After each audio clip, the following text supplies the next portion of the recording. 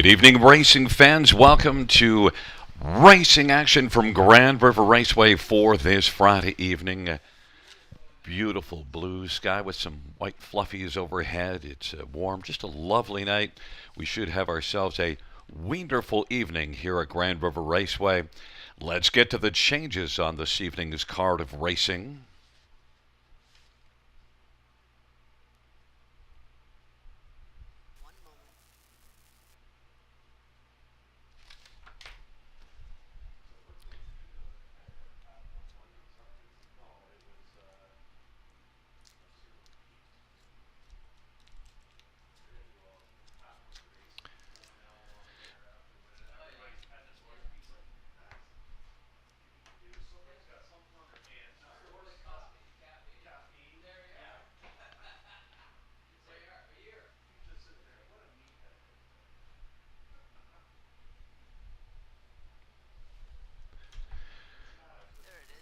Note in race number one, there were no changes. No changes, race one.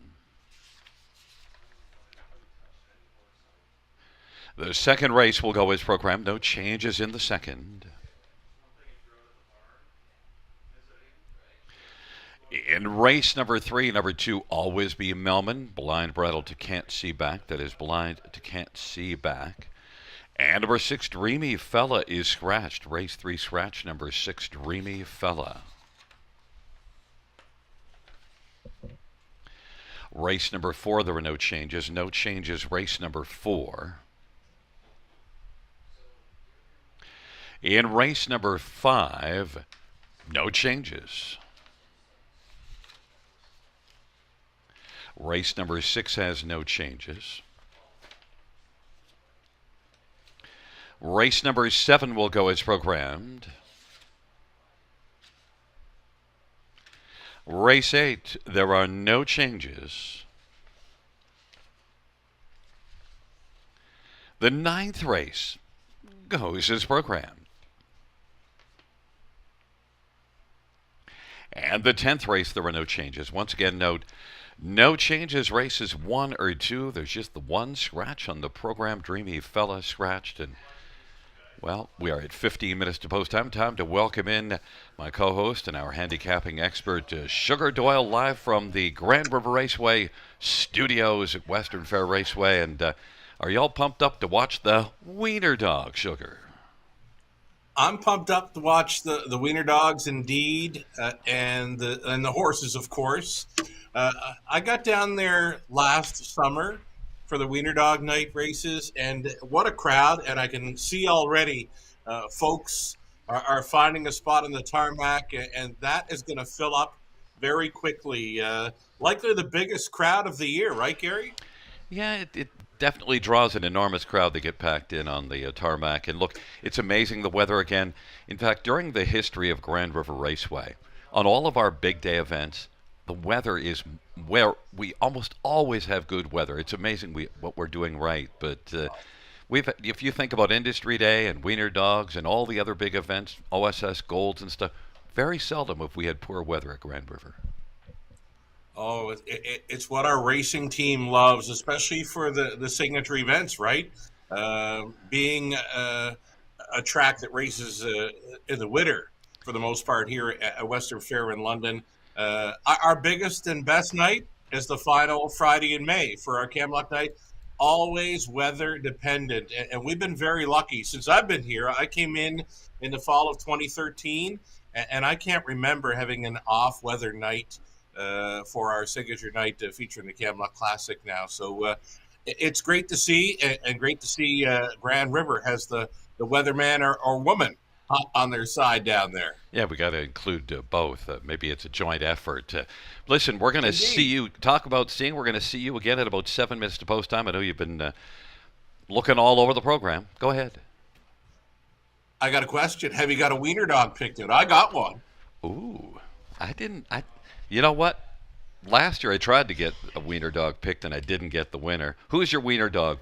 Hot Wiener Dog for the evening. You find one, but I'm going to give you one right now. My Wiener Dog pick on the night for Heat 3, Joey Hot Dog. Oh, and today, Joey Chestnut, didn't he win the hot dog eating contest? Possibly he wins lots of them, right? He could guzzle dogs like nothing else. I think that was today. I mean, I maybe I dreamt that. I mean, I don't usually dream about Well, hot dog contests, there's but your hunch play of the night for the wiener dogs: Joey, hot dog, and Heat 3. okay, I'm going to pour through these and see if I can find one. I got to remember last year because sometimes we get some returners and we'll try to remember who was sharp last year. We need a wiener dog form chart. We need some chart lines, something to work on for Standard Canada. 12 minutes to Something to post. work on. Yeah. Yeah. Well, Maybe another little tidbit of info right here for you, Gary. Redland Rocket Man Wednesday night, mhm. first pari-mutuel winner for Bulldog Hanover on the planet. You're just chock full of information. You give wiener dog selections and statistical updates. Keep up the good work. We're going to see if you got good work on that pick five coming up at about 7 minutes to post time.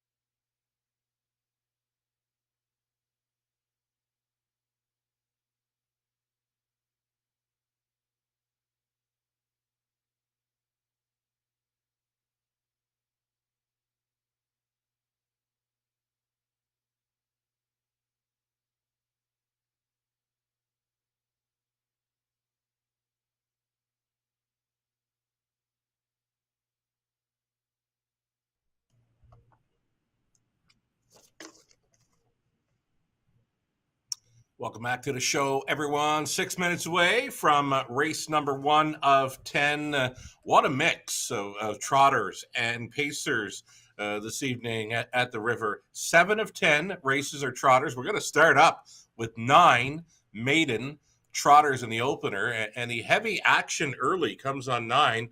Show Me the Green. There was a barn change prior to that latest qualifier. Might have something to do with it, but I've got him pegged as a top 3 player, not quite a winner, a daughter of Green Manalishi there from the trailing spot. A pick 5 play, starting things up, $5,000, guaranteed pool on it. We've got some ticket ideas for you. Let's bring up some tickets now. Myself, Gary Guy, Conley Ecclestone, all in with our best shots on this early pick 5 at the river. It's Wiener Dog racing night. We'll see some heats of Wiener Dogs racing following the 4th of 10 this evening. Pick 5, ticket ideas. Let's go.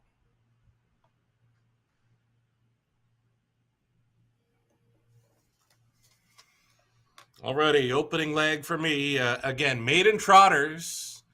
Race 2 gets easier. Trust me, race 2 will be easier. This opener, though, kind of tricky. I've gone to number 3, Hey Trixie. This is a 3-year-old daughter of Trixton. Was out a couple of times at the big track at Woodbine Mohawk Park and comes in to the big 5/8 at Grand River Raceway. We've seen many come in from Woodbine Mohawk Park and win in their Grand River Raceway debut. And that's what I'm counting on here for the 3. Hey Trixie in the opener. I'll also include the 5, Just Fabulous, going out for trainer Shane Weber. Scott Coulter on board after a second best finish in the latest. 3-5 for me, starting up the pick 5 play. 3 and 5 kind of popping off the page again in race number 2. It's Not My Vault. Loves the River, a shortened up field of 6 in there. And number 5, Stonebridge Glee. Another one to consider, another one of those live plays for Daryl Thiessen tonight. Liking Daryl's lineup on this evening's 10 dash card. We're going to go deepest of all in races 3 and 4. On the pace for the 3rd, we went inside the 1, 2, 3, and 4. 4th race, back on the trot for it with a full field of 9. We're using 3, 4, 6, and 9. And then in the 5th race, we've cut it back to 2 deep. Ethereum Party at opposed to Big Deuce in the latest at a big number. You're not getting that big number on that one tonight. Number 3, Sporty B, class dropping Daryl Thiessen on board for Jack Moisev. I'm in for $25.60. I think you want to spend some to cash in on this one. It's not an easy sequence. You got to get through the opener. 9 maiden trotters. Gary Guy. Well, as usual, I didn't spend anywhere near as much money. And, in this first race, I probably should have spent a little more because I'm looking at your selection of Hey Trixie, and I think you might be right. But I do like Just Fabulous that you used, and I think that's the one that has the best logical chance to win. I threw in one that's going to be a price, My Time, Your Money, just because I've seen some better things from My Time, Your Money during the last little while. One that hits the board often enough, and also you get young trotters. And this is one that was flat the last 2 starts and finished 3rd last time out. In fact, I have the only 2 that finished in the top 3 in their last start as my 2, so that's my thinking. In race number 2, we're the very same. Stonebridge Glee, It's Not My Vault. And in race number 3, well, we like the same horses, but the difference is I went alone on Maintenance Man, which is your top selection in there. I am looking to clean up with just keeping it simple with Maintenance Man in the 3rd. And then in the 4th race, we both have 3 of the, well, I have 3 of your 4. I have the 9 on top, Fateful, along with Sweet Emily T and 8-Way Roller. Those are your top 3. You added Grace's Secret, but I stopped at 3 deep, and if I got that far, leaving out Greg McNair might be a problem. And in race number 5, well, I have your same 2, Sporty B and Ethereum Party, but I also added Bozak, just because Bozak has been in the hunt often, and maybe one of these days it's going to fall in his way. Bozak of late has been racing really well, so just $7.20. I usually keep it relatively cheap. You do too, and I'll wish you luck on that Back to race one briefly, the two, My Time, Your Money, who you've used. Definitely the most experienced in there, Gary. So maybe that's going to count in the opener. Big price, 17-1. Conley Ecclestone, friend of the show, of course. Does some fine work there at Grand River Raceway. He's in to go. He's going to go three deep the opening leg. He's going to use your two, My Time, Your Money, as well as the 4 and 5. And we're all on the same page for race two. I said it gets much easier for folks in race two. 3 and 5, both popping off the page in there. Third race, Conley went to the 4 and 7. He does single up in the fourth race. Number 3, 8-way roller. I like where he's going with that one. And deepest of all for Conley on the end, 3, 5, 6, and 8. Conley in for $9.60 on the pick 5. Again, it's a $5,000 guaranteed pool. We're going to have him post-parading soon. Gary Guy with the call.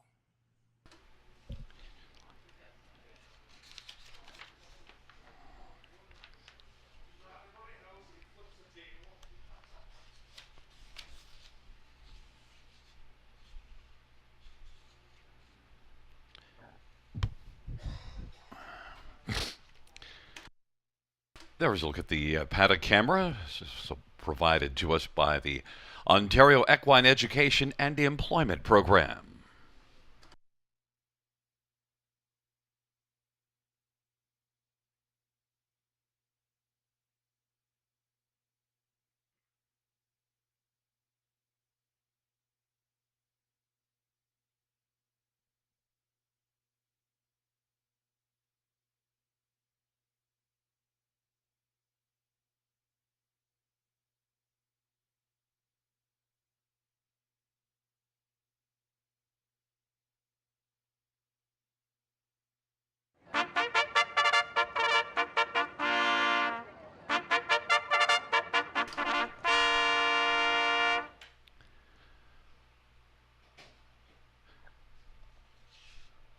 Field 4, race number 1 on Post Parade, and 1 is Mushy Peas, Jason Ryan for Greg McNair and Barbara Wells. Number 2 is My Time, Your Money, Rob Jenkins Jr. for Felix Marion. Number 3 is Hey Trixie, Mark Hetzel for Dean Lockhart.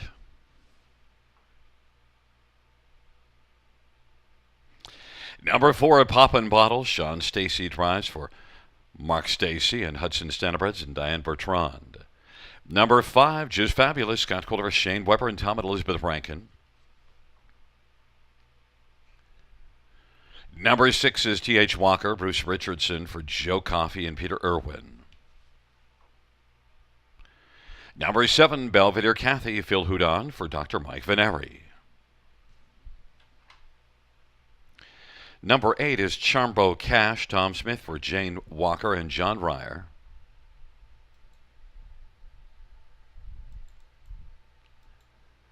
And number 9 is Show Me the Green, Daryl Thiessen for Kyle Rule and Triple S Equine. Field of 9 for race number 1. That was the Omega Alpha Pharmaceuticals Post Parade. Let's get a look at this field. And, number 3, Hey Trixie. You get Mark Hetzel, so a noted trot man who's had a lot of success over the years. There is Mark with Hey Trixie. Your thoughts on this one who's had 2 career starts? Well, Gary, it's like this. I mentioned off the top of the show, we've seen many come in from Woodbine Mohawk Park and not showing much. And this one, 2 career starts, 8th, where it made a break in the career debut. Got the clean line last time, though did finish 10th. But this has got to be an easier spot. A great-looking daughter of Trixton here, making her 3rd career start, first ever on a 5/8 at the River.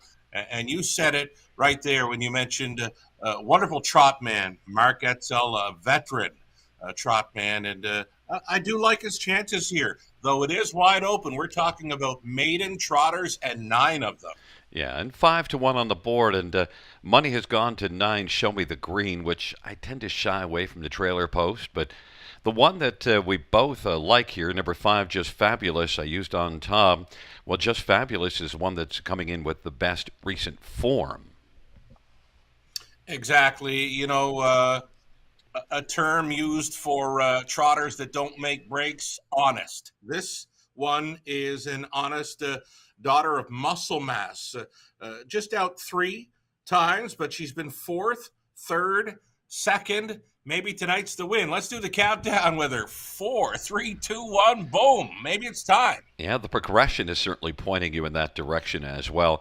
And you get Scotty Coulter, the Tan Tornado, is accomplished a driver, just fabulous. 5-1, just as the same as 3 Hey Trixie. 9 Show Me the Green. The green has been coming hard for this Green Manalishi. All right, I go back and I look at some lines from last season. Now, this trotter does look really good. A daughter of Green Manalishi here. She did switch barns prior to that qualifier where she was able to remain trotting.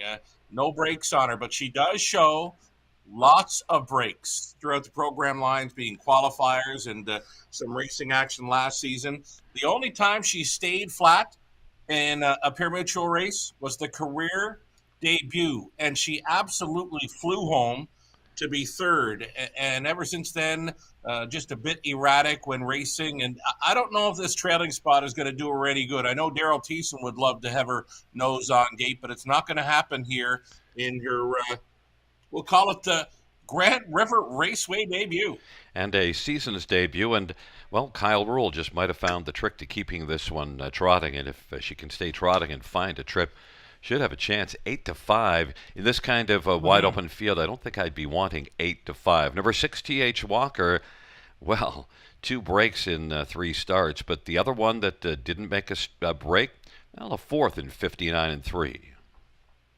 Yeah, sub 2 minute speed without the break. Bruce, I like Bruce as a driver. I like him as a person as well, and he does all right at Grand River Raceway, and he's a good man on a trotter. Great set of trotting hands, and all he's got to do is keep that one together to get a big piece of this one. I can get behind T.H. Walker here, another son of Green Manalishi in here, who's done wonderful things with his a couple of crops thus far in Ontario. Well, Bruce is a big fan of the Toronto Maple Leafs, so I have to side with him there, although it's been some tough sledding being a fan of the Leafs. But, you know, one of these years. Number 2, My Time, Your Money. We might as well get to this one because Conley used this one in his pick 5, and so did I. And My Time, Your Money, at least, as you said, a lot of experience. Tons of experience, right?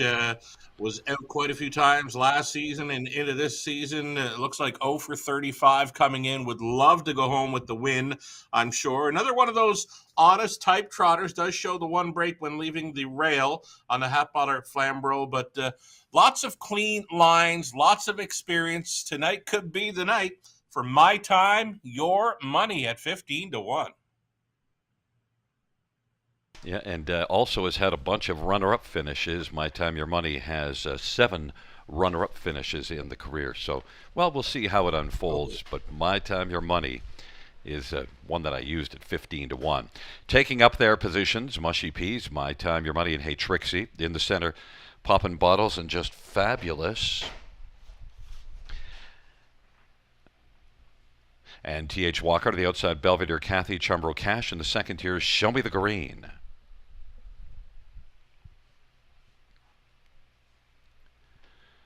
And T.H. Walker has broken stride.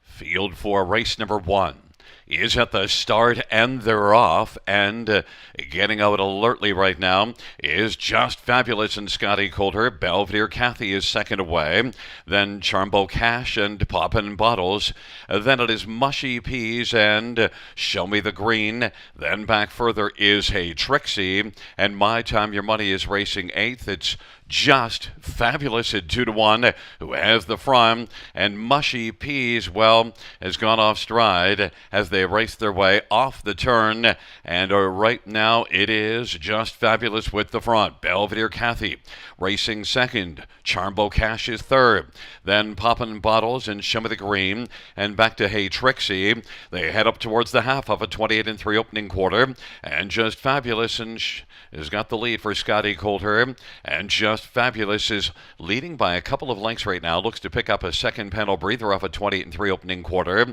Belvedere Cathy is still second. Show Me the Green on the outset is steadily making progress. And then Charmbo Cash and Poppin' Bottles and Hey Trixie is out, but racing sixth, about 7 off the lead. It is Just Fabulous. Halftime of 1 minute and 4/5. Picked up a 32-1 second panel breather. Just Fabulous and Show Me the Green. Show Me the Green is right alongside Just Fabulous, and now Just Fabulous has to pick it up to hold off Show Me the Green. Show Me the Green is able to come on and grab a lead of a half a length. On the inside, Just Fabulous is going to try to rally. Then Poppin' Bottles and Belvedere Cathy, Charmbo Cash and Hey Trixie, and it is Show Me the Green and Just Fabulous. Show Me the Green as the field turns for home. Just Fabulous is racing second.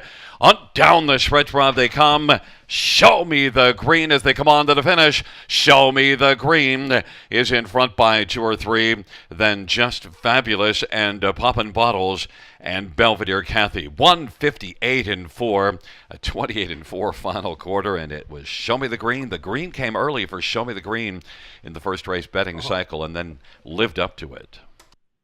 Gary, the early money was absolutely the smart money. Favorite all along. Opened as the favorite, went away as the favorite, and what a big back half. I mean, number 5, Just Fabulous, had every chance with that big time second quarter breather. And then the 9's coming first up forever. Kudos to Daryl on keeping this trotter, on stride through that final. A little bumpy, I was just thinking, is he going to be able to keep her together? He certainly did. So maybe it's a big turnaround for this filly on the barn change. And you know what? Daryl navigated this one fine. Big trip to go first up and win it. Show Me the Green and Daryl Thiessen. Kyle Rule had found the secret in the qualifier, apparently, because is still going smoothly right there at the finish. Just Fabulous.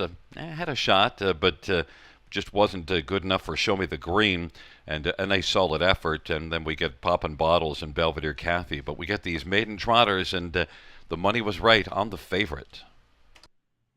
Yeah, when you see a horse that, wasn't really showing too much throughout the program lines, but opened at like 8-5 and just solid 8-5 all the way through, and does go away as the favorite, co-favorite, a 2-1 from the back tier spot. So that money was well meant, and this trotter was well meant this evening to break the maiden and to start up the pick 5 play. 9, 5, 4, and 7.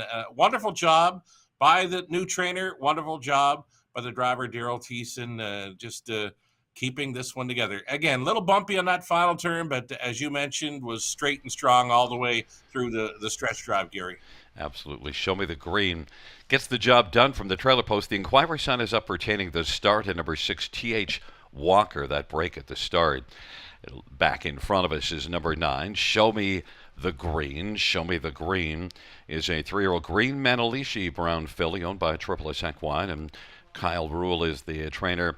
Daryl Thiessen, the winning driver. Show Me the Green takes her season's debut mile of 158-4 with a 28-4 final quarter.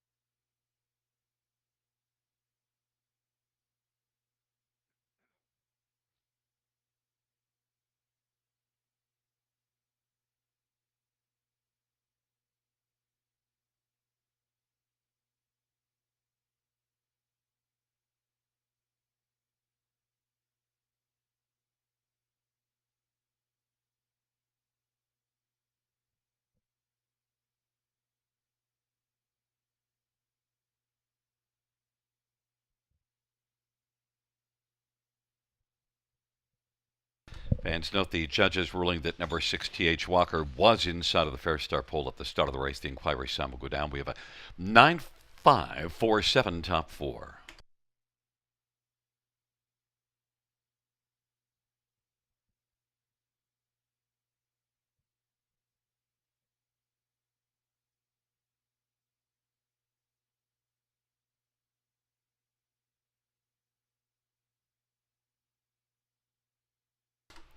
The first race payout tonight, Shimmer the Green, 630, 410, 320. 5 Just Fabulous, $3, 244. Poppin' Bottles, 420. $2 Exactor, 15.20. Dollar Try, 43.20. Dollar Super, $173. 20 cents Super, 34.60.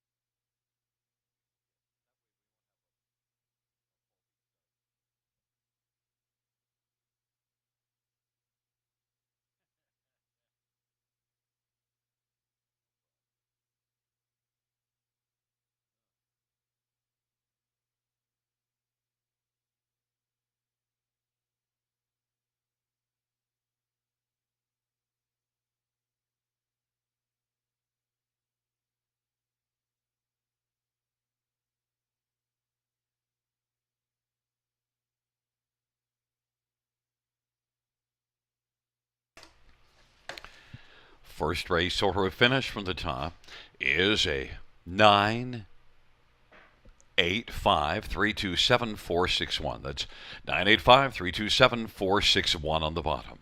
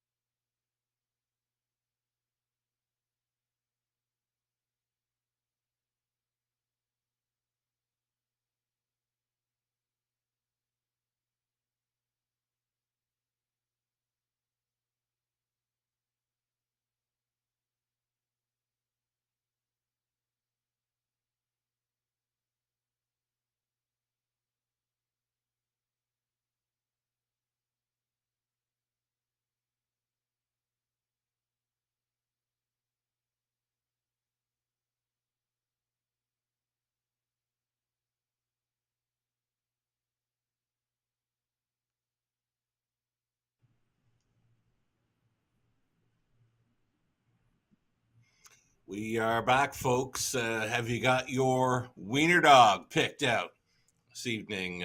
Wonderful going through all the names and all their little, what they like, what turns them on, what they like to do in their spare time. I love all the little tidbits and all the wiener dogs. Again, my pick, Joey Hot Dog, Heat 3. Let's go, Joey. We've got a pick 4 play. Starting up here in race number 2, I mentioned race 2 does get easier for me.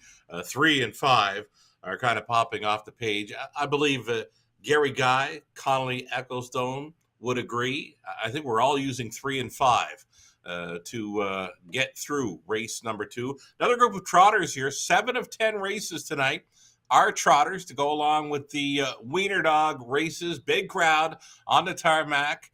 Wonderful to see the big crowd at the river this evening. Check it out. The folks are filing in, and just a beauty of an evening for a horse race, for a wiener dog race. Let's get a look at some pick 4 ticket ideas. A little over 2 minutes to go here on race number 2 of 10. Again, the opening leg, 3 and 5. It's Not My Vault, Stonebridge Glee, both popping off the page as far as I'm concerned. We're going to go 4 deep, races 3 and 4, and on the end of it in race number 5, final leg of the pick 4 play, we're on to Ethereum Party. Big long shot, was second best last time out, won't be a long shot tonight, should be right there with Jay Harris on board for trainer Dean Nixon, also including 3 Sporty B on the class drop. There's another race tonight where the 2 and 3 kind of pop off the page in there. Might be a nice exactor box deal there in the 5th with 2 and 3. Gary Guy, his pick 4 ticket idea. We'll bring it up. I'm in for $12.80 on my 20-cent wager. Gary Guy's going to be in for $3.60. He's using the 3 and 5 race 2. His top selection here was 5 Stonebridge Glee. He singles up the 4 Maintenance Man on the return after freshening up for a few months. Pacers in the 3rd. Gary's single being 4 Maintenance Man. He's on the 3, 6, and 9 in the 4th race. His top selection there was 9, Faithful.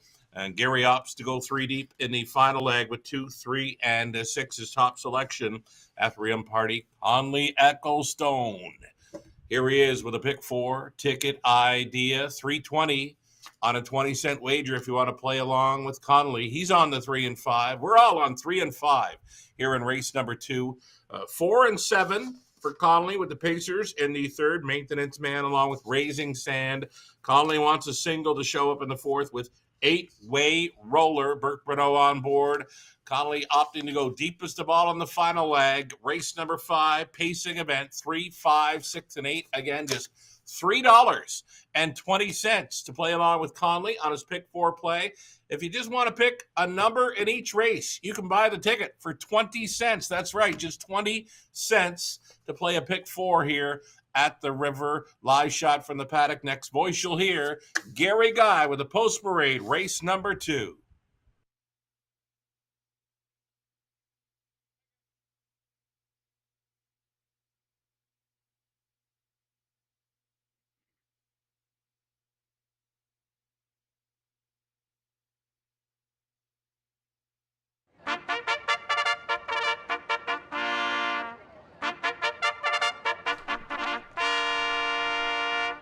Field for race number 2 on Post Parade, the Omega Alpha Pharmaceuticals Post Parade. 1 is Pillow Thief, J.B. Renault for Julie Walker and Elizabeth Sheeland.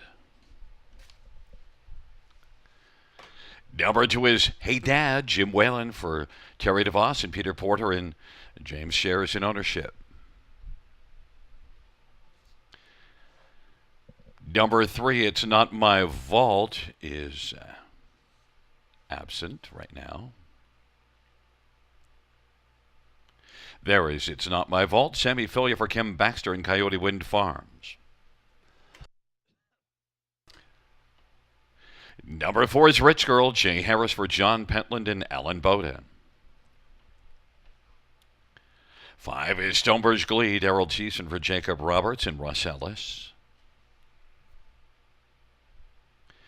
And number 6, LMC Little Ships, Dale Spence for Mackenzie Spence and the Cardinal Stable Field of 6 for race number 2. Let's get a look at this field, and we're going to start with number 5, Stonebridge Glee, who's one of the two that are attracting all the attention. The money has come hard for 5 and 3, and both of us have it down that way, although the 3 is a little more money. Stonebridge Glee made a break last time out, kind of hit a sour note. I don't think he's going to break tonight. You know what? He was trying very hard to catch up with See Me Zoom, who went the quickest mile of his lifetime. That was a big, big trip, Gary. 1:54 and 4. Stonebridge Glee was just giving chase. He was trying his best, but for me, he was working so hard. Likely a bit of a tiring slash speed break. And here's Daryl Thiessen. We saw win race number 1. Wonderful job navigating from the trailing spot. That Show Me the Green. Well, here he's got a horse with gate speed, on gate.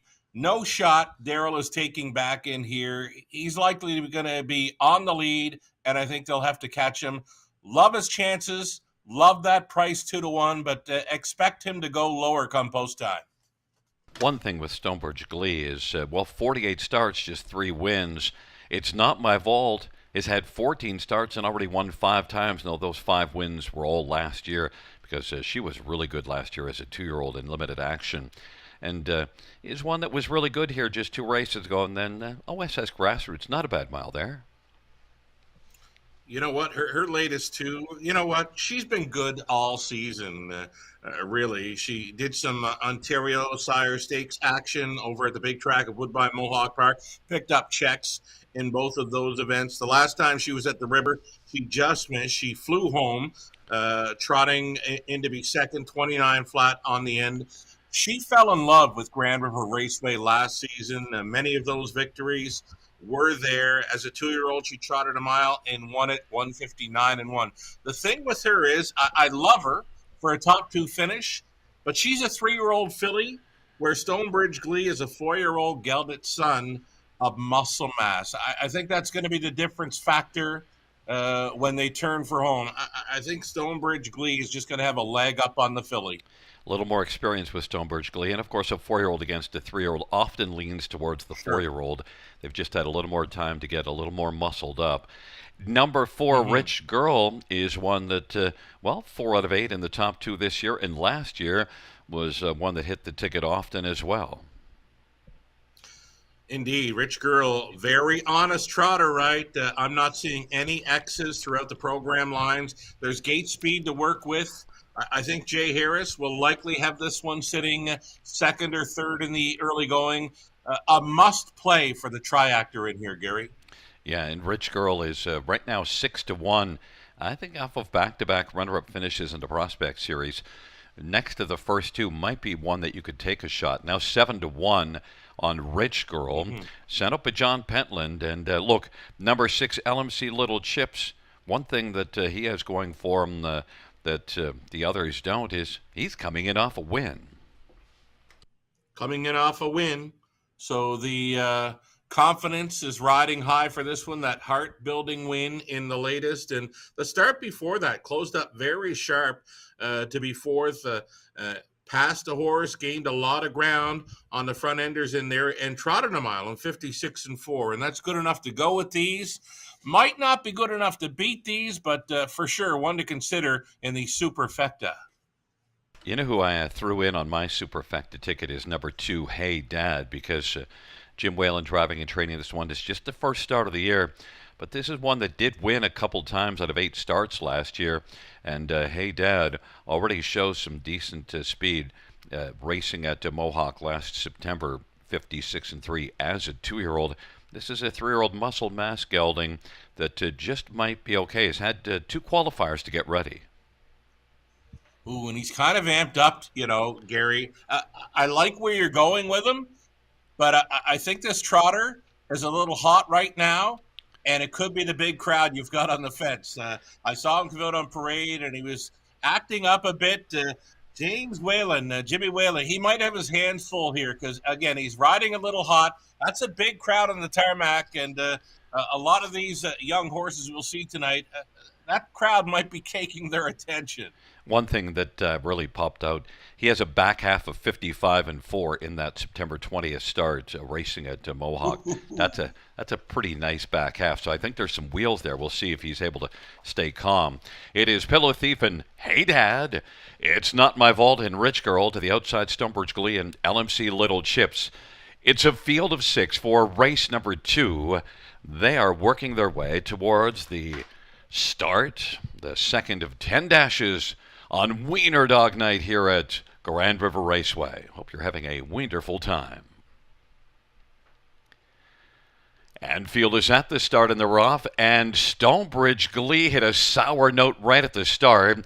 Hey Dad, Rich Girl, then Pillow Thief on the inside. It's Not My Vault and LMC Little Chips. Stonebridge Glee now is back trailing the field, and Hey Dad, Jim Whalen was fired up early and fired right out and is leading by about 4. Rich Girl second, Pillow Thief is racing position third as they work their way. Off the turn on the field comes on towards us, and then it is back to It's Not My Vault, racing position fourth. LMC Little Chips and trailing the field Stonebridge Glee after that early break. But Hey Dad is off a 26-3 opening quarter.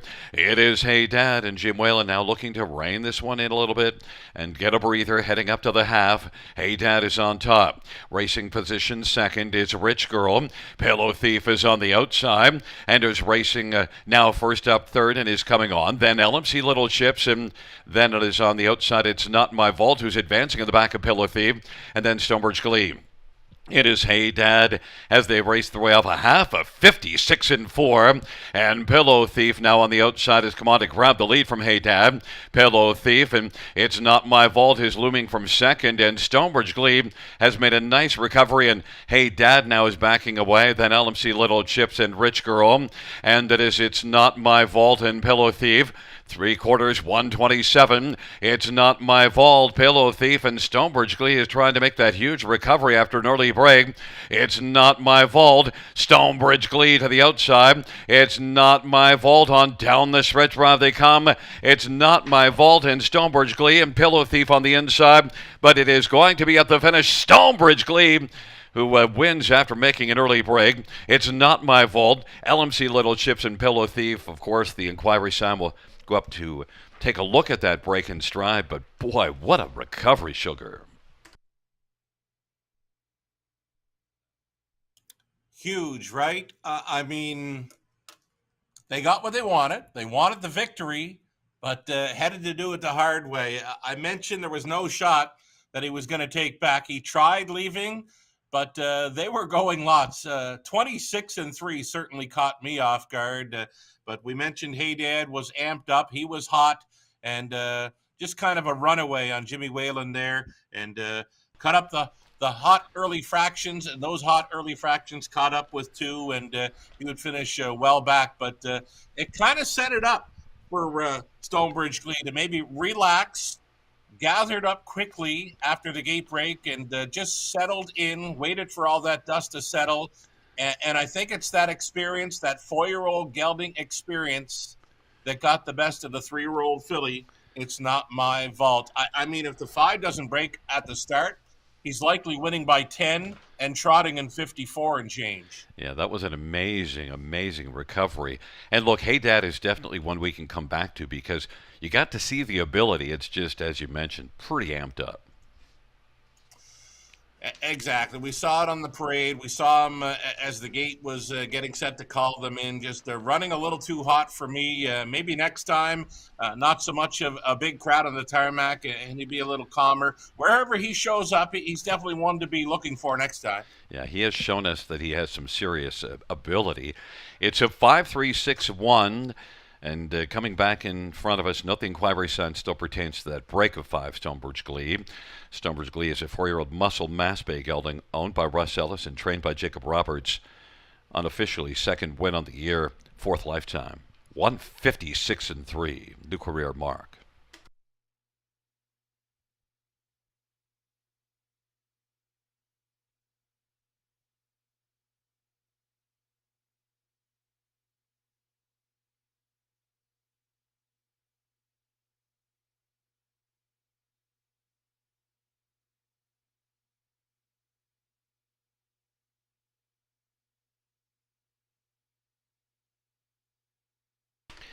Fans note violations by number 5 Stonebridge Glee. The inquiry Samagua. Stonebridge Glee victorious in the second.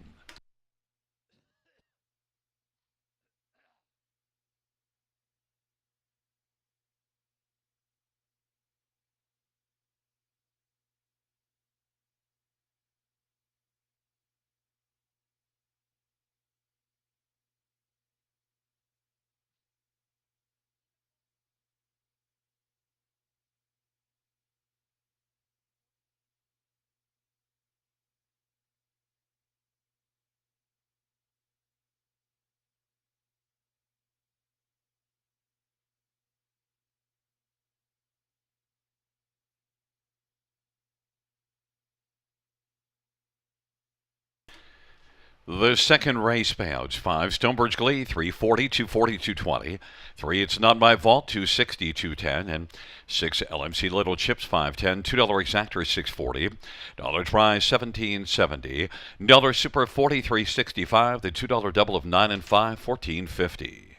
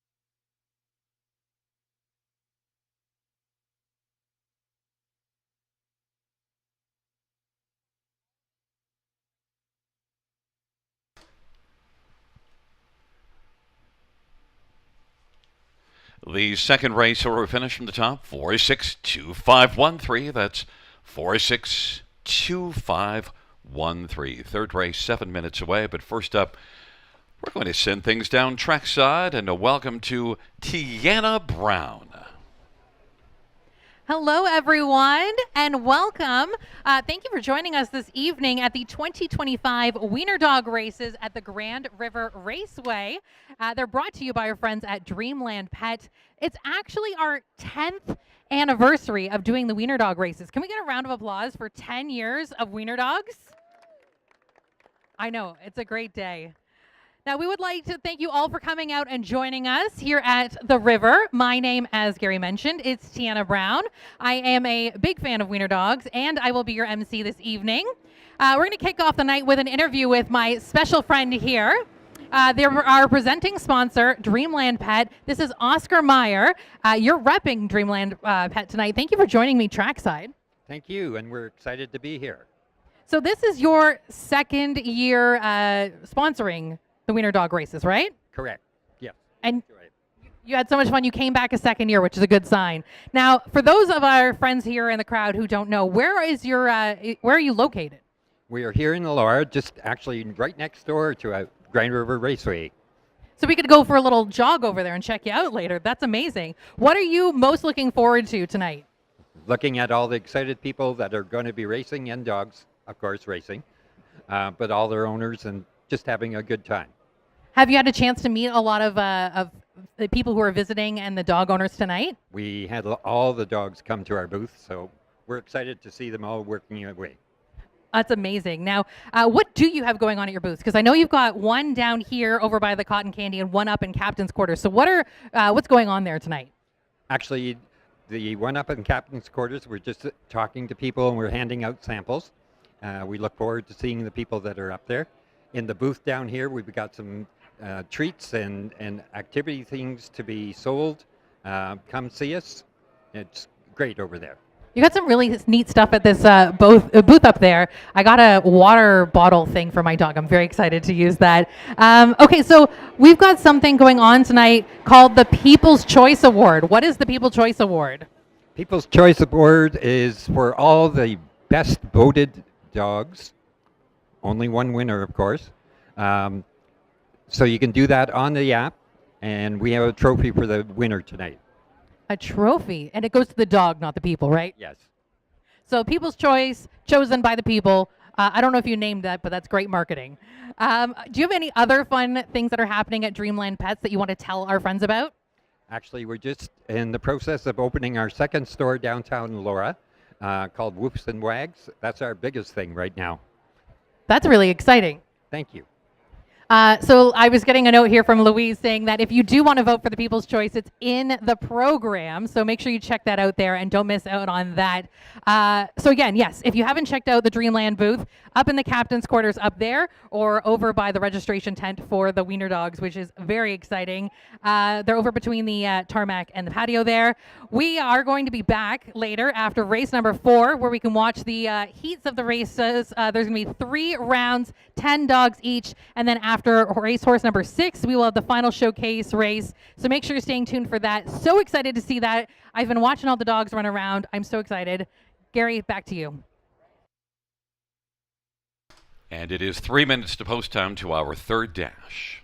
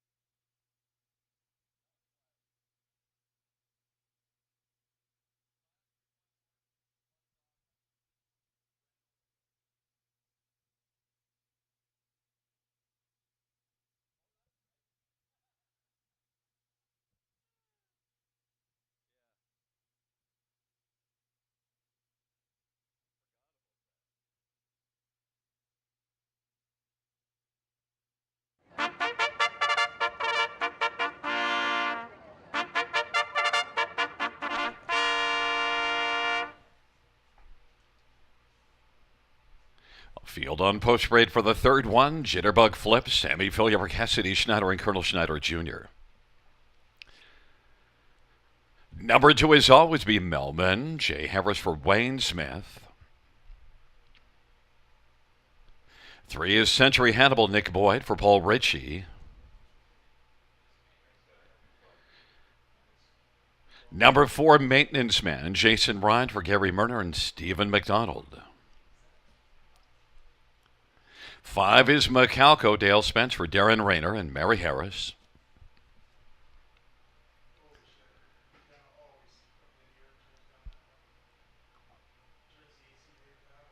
Number 6, scratch. Number 7 is Racing Sand, Daryl Thiessen for Jacob Roberts and Steve Adams. Field of 6, race number 3. Let's get a look at this field, and we'll get right to Maintenance Man. Before we do that, though, I'll tell you, I've got my pick for the Wiener Dogs, Hershey. I studied the program. Hershey's been in for each of the last 3 seasons. It's his 4th start out, was 2nd last year. He is ready to rock and roll. Hershey is my pick. Yeah, Go ahead. I hear you for him. Hershey with all kinds of experience at the river in the Wiener Dog racing. He certainly caught my eye.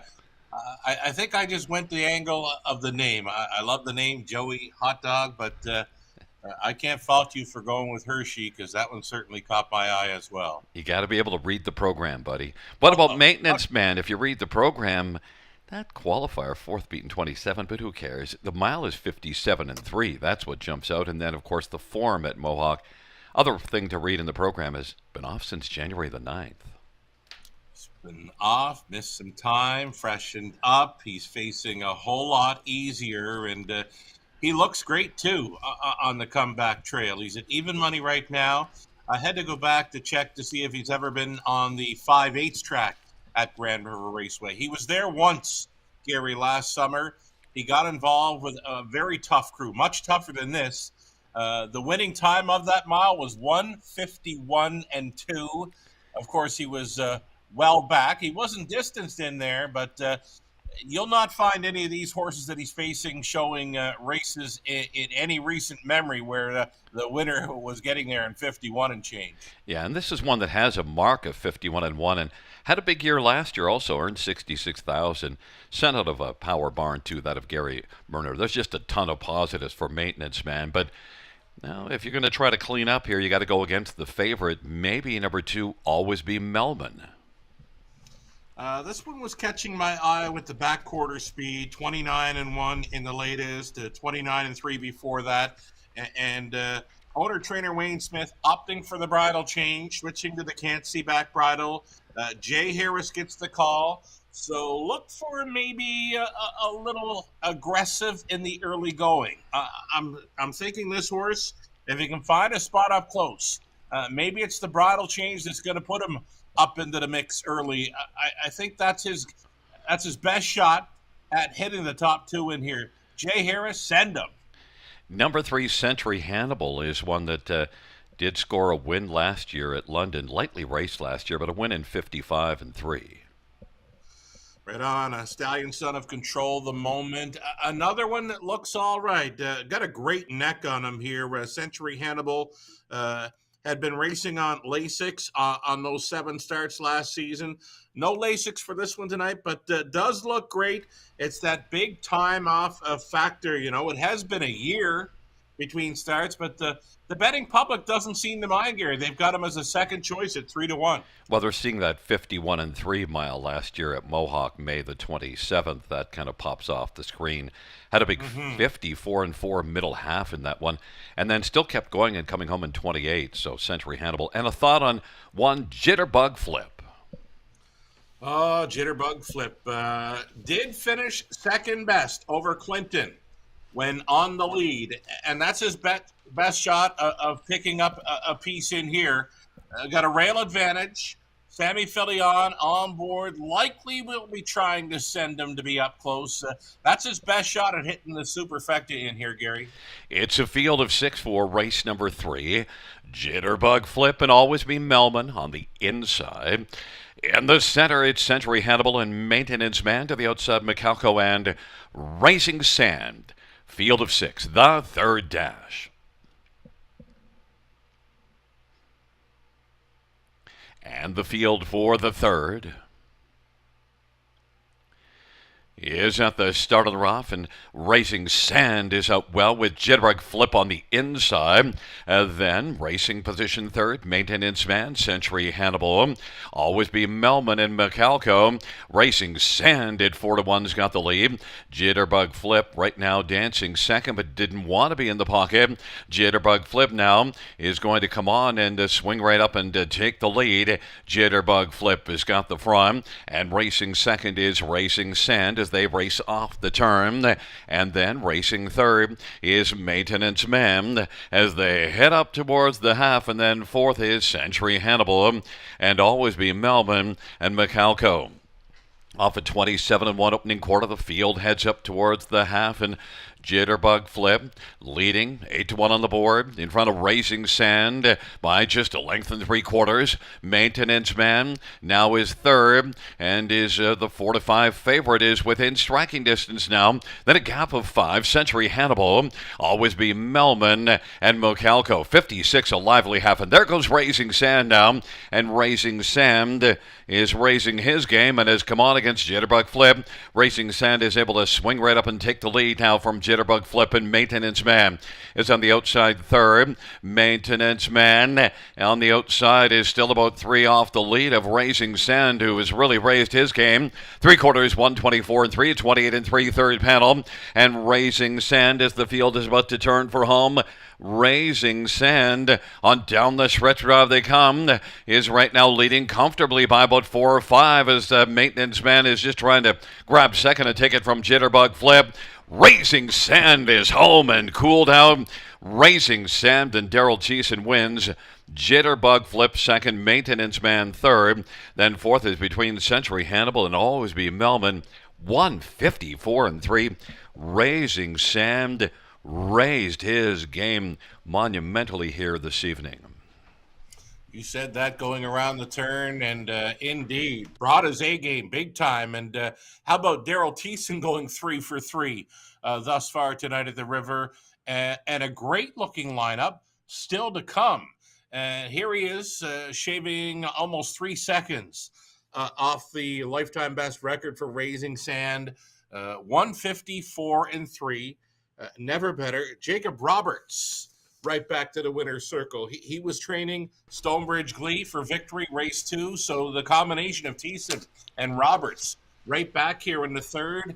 Daryl Thiessen, you might want to circle him up in every race going forward tonight, folks. He's got it going on, and Racing Sand had it going on back at the end of April and early May. Back-to-back second-place finishes, in fact, 56-3 mile at Flamborough May the 1st, so maybe that 54-3 speed isn't all that unreasonable. It's just that, he has not been quite as good of late, but now, you can throw that thought out because very outstanding this evening. Oh, and very outstanding indeed. You know what? One thing about Daryl Thiessen, he loves driving, but he absolutely loves being in front of the crowd. You know, he's a former bullfighter with the rodeos all over North America. So when Daryl Thiessen is driving horses and he's looking at the tarmac and seeing a crowd of thousands, he wants to put on the show. He's loving this. He's hopping off his horses and walking back to the paddock. He's getting applause from fans along the fence. He's absolutely loving this. Big night for Thiessen, just underway, and I think a whole lot more to come. And he loves to fire them. Double Barrel Daryl is back in front of us with Racing Sand, a 3-year-old sports rider, Bay Gelding, good by Steve Adams, trained by Jacob Roberts. Double Barrel Daryl Thiessen guns down 3 consecutive wins, races 1, 2, and 3. It's the 3rd win on the season, 8th lifetime for Racing Sand. 154-3, a new career mark for Racing Sand.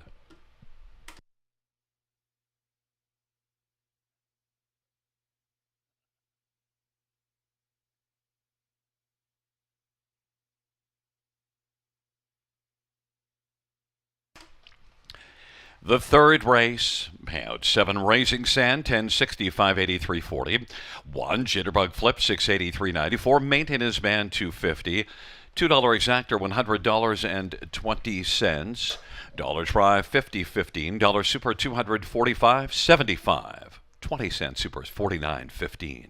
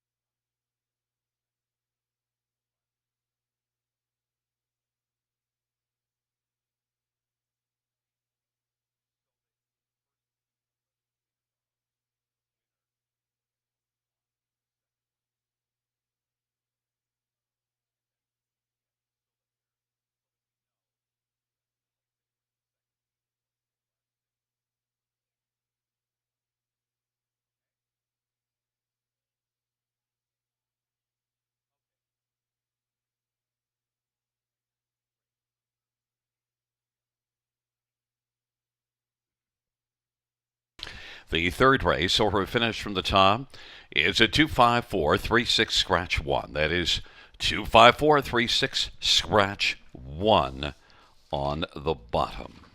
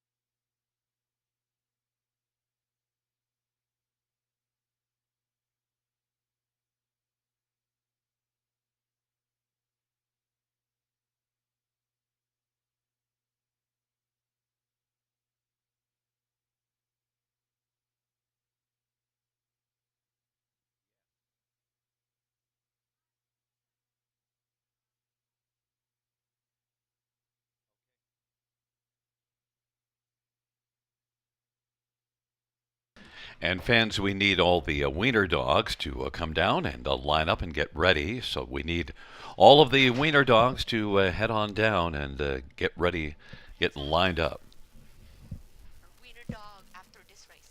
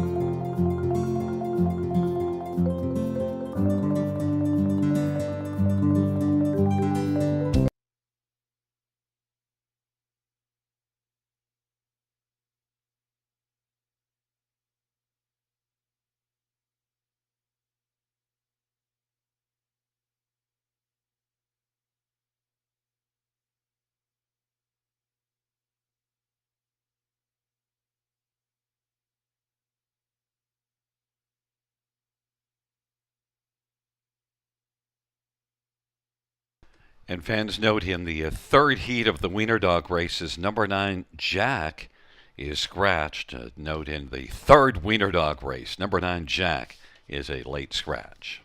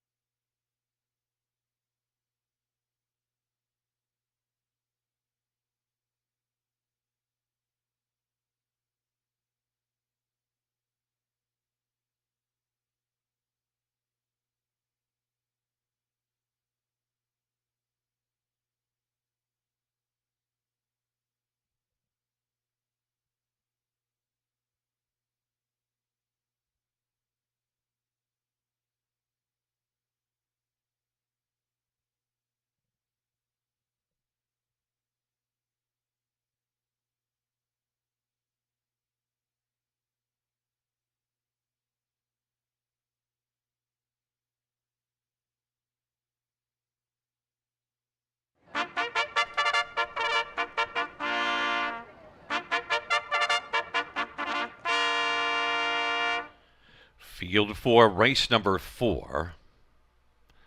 On parade 1 looks to be Magic. Scotty Kohler for Brent Ballore and Karen and Daniel McIntyre. Number 2 is LMC Chippin' Chocolate, Pat Houdon for Latinos Cirillo. Number 3 is 8-Way Roller, JB Renault for Julie Walker and Nancy Holmes and Yvonne Parmentier. Number 4 is Grace's Secret, Bruce Richardson for Greg McNair and Tom and Elizabeth Rankin. Number 5 is Chumbro Chip, Tom Smith for Jane Walker and John Ryer.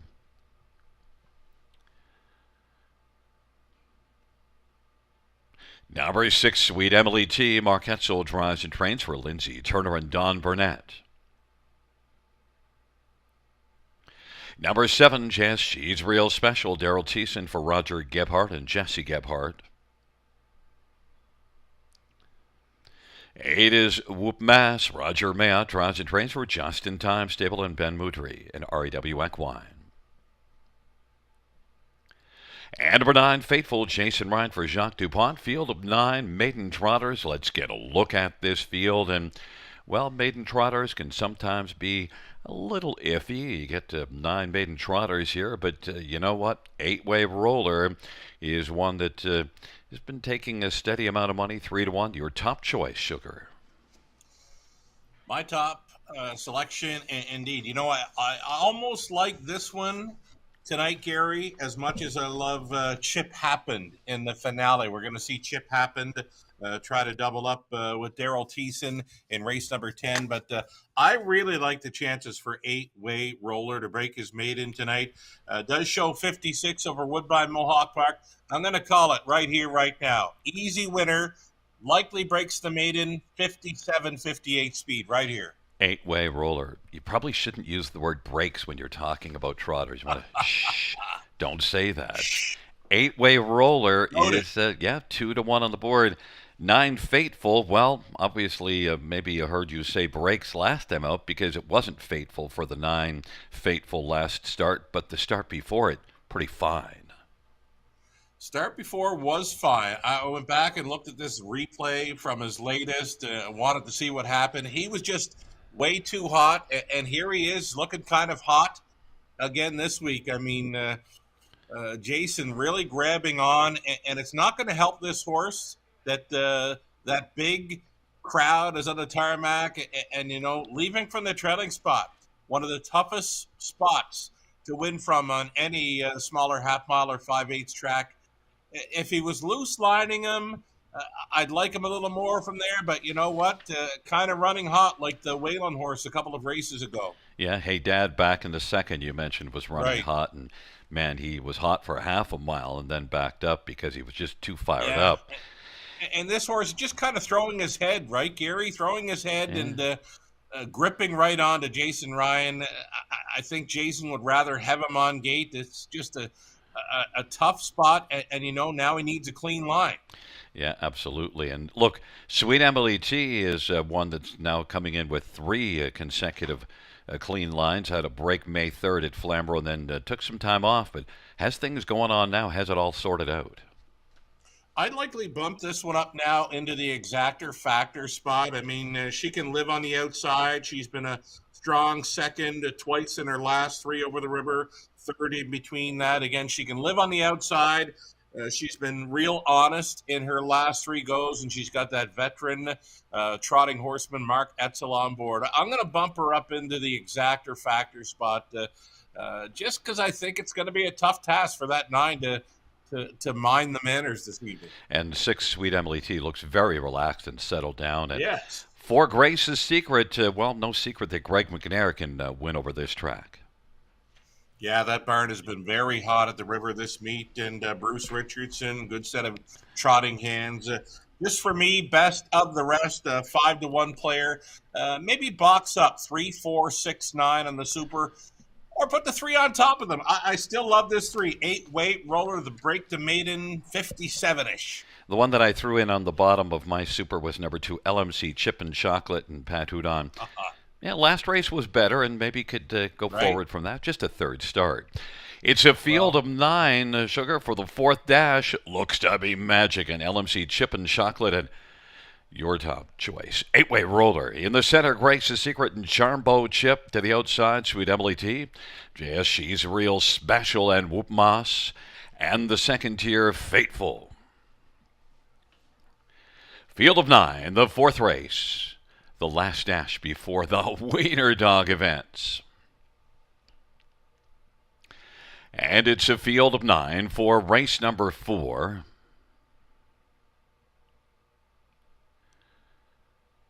There at the start of the round, JSG's Real Special is blasting out, and Grace's Secret. 8-way roller comes out his second now. Grace's Secret third. Then LMC, Chip and Chocolate, Sweet Emily T, Charmbo Chip. Then it is Fateful, who's racing 7th. Looks to be Magic is 8th, and trailing is Whoop Mass, and now 8-way roller dropped down to 4 to 5 on the board and is rolling on the outside, and JSG's Real Special has gone off stride for Daryl Sheeson and is going to be taken out of harm's way. And 8-way roller was able to roll on now and inherit the lead and is in front by 2 or 3. Grace's Secret second. JSG's Real Special is having a difficult time of things right now as Daryl tries to get this one to rein it in now. Sweet Emily T is racing on the inside and now is third. Then LMC Chip and Chocolate, 28-1 opening quarter. The field heads up towards that, and Charmbo Chip is racing fifth. Then, as they work their way into the backstretch on the outside, that is now Fateful, who's come on to take over fifth and is settled down now and is moving up and trying to get into things, and now has taken over fourth and has a full head of steam. Half of 58-3. 8-way roller, Sweet Emily T. Then Grace's Secret, and Fateful has advanced up to fourth now. Then LMC Chip and Chocolate, and the field heads their way to 3/4, and it is 8-way roller. The 4 to 5 favorite is rolling in a lead of about just a half a length. Sweet Emily T and Mark Etzel getting closer.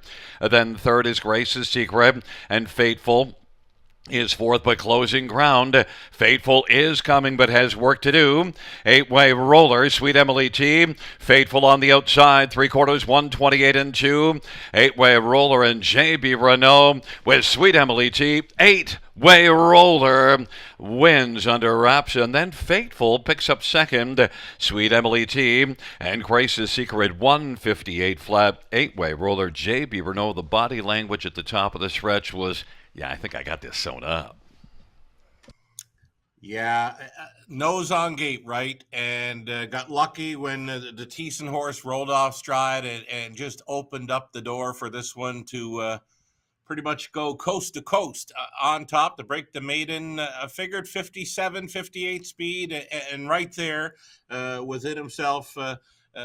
Real nice trip, a nice trotter too. Looked very comfortable going up the backstretch towards 3/4. And it looks calm now, and just a professional effort by 8-way roller. 7th career start, and well, you see it last to start at Mohawk in a grassroots in against Tougher, 56-4, and then here in this maiden class was really effective. And look, Fateful, after leaving out of the trailer post, and you saw Jason Ryan keep this one well off the gate at the start just to kind of relax him out. He had a lot of work to do. He was able to score a second, so one to keep an eye on now. Very tough to navigate from the back tier spot, field of 9 with young trotters. Jason did a fantastic job. Needed that clean line, got it. Had this one out of trouble all the way, out most of the mile. So really, for me, trotting a mile, 56 or 57, really something to build on, and for sure one to look for next time.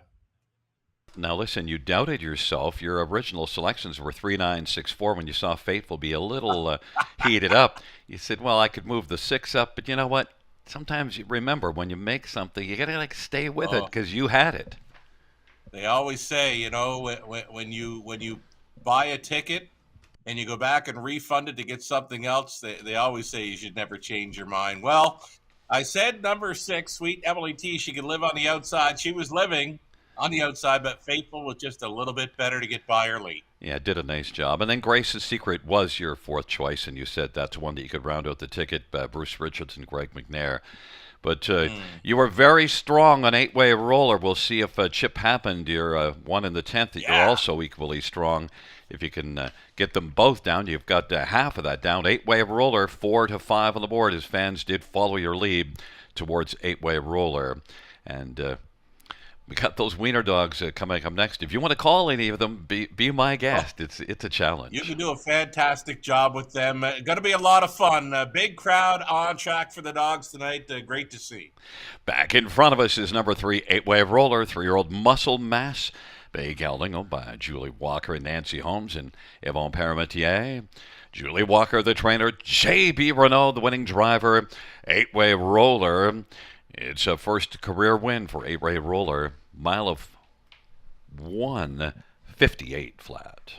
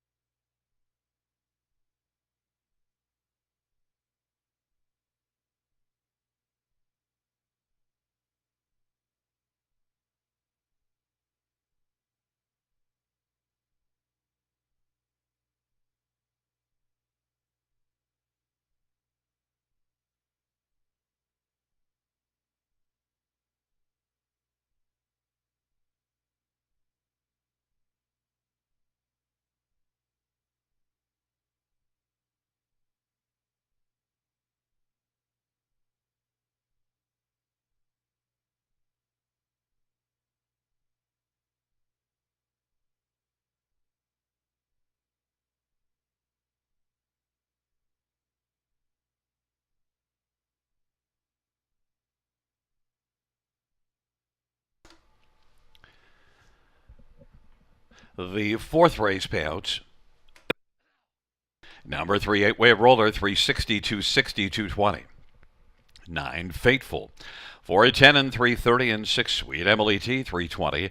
$2 exactor, 15.70. Dollar try, 20.75. Dollar super, 48.70. 20-cent super is 9.74.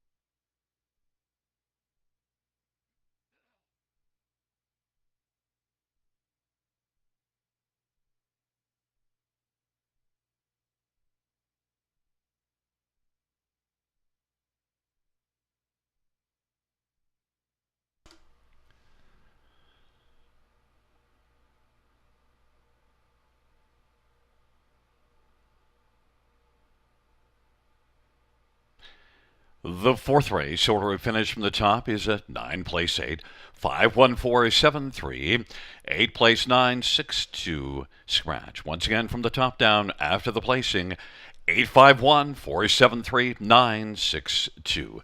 Fifth race up in 22 minutes, but first up, we need to have 3 heats of wiener dogs, and we're going to send things down trackside for Tiana Brown.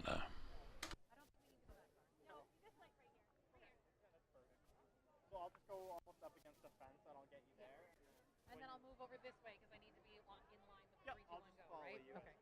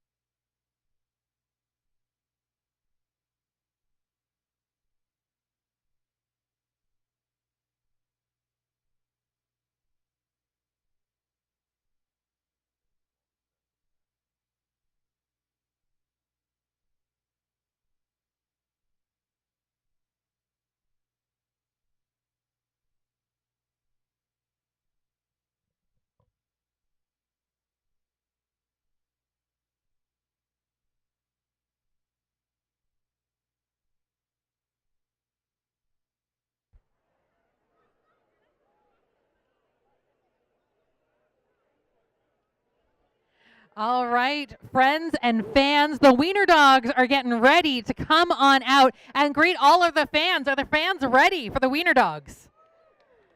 All right. Before we start this first race, I'm going to explain how the races will happen. We will run the first 3 races now, and then we will run in the finals after the 6th race this evening. So you can see the dogs are going to come out in just a few minutes and start getting lined up, which is very exciting. The holders will need to make sure that they're holding their dogs and that all paws stay behind the line until we give the official 3, 2, 1, go. Now there's been some confusion in the past, so we've really sorted this out. It's 3, 2, 1, go on go, and Tom and I will drop hands and you'll see the flag go. We'll turn it over to, and of course, the important part is the first dog to first catcher to catch their dog wins, which is important. I'm going to turn it back over to Gary, who can start introducing our adorable wiener dog racers for this evening.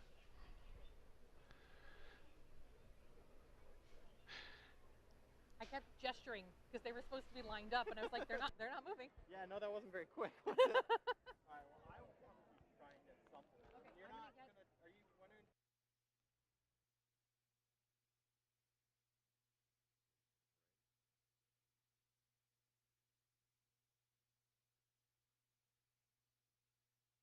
Uppers up. And fans, the field for the first wiener dog race on Post Parade 1 is Ruby. She's a sassy fireball.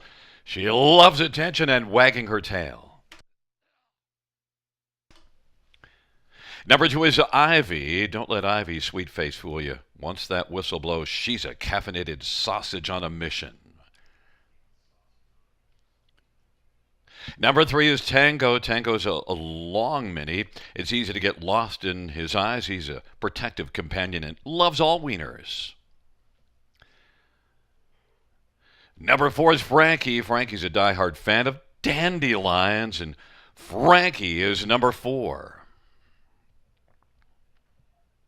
Number 5 is Drake. Drake is a spunky, life-loving little character whose daily goal is plotting world domination.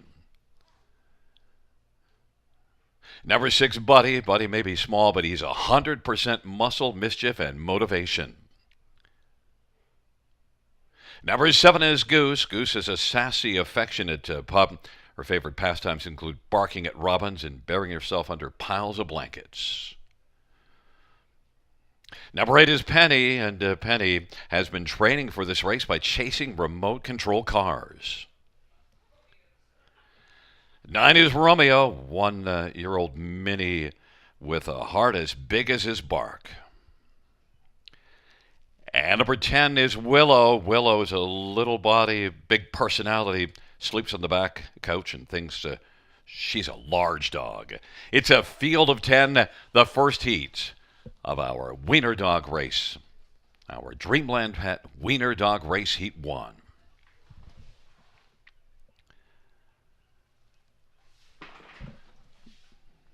Tiana, we're going to send things down to you as you can count it down and get this race ready to go.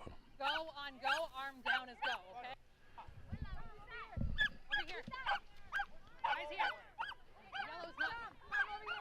Yellow is not looking at me. Okay. Get out of the way. He's gonna tell me when to do it.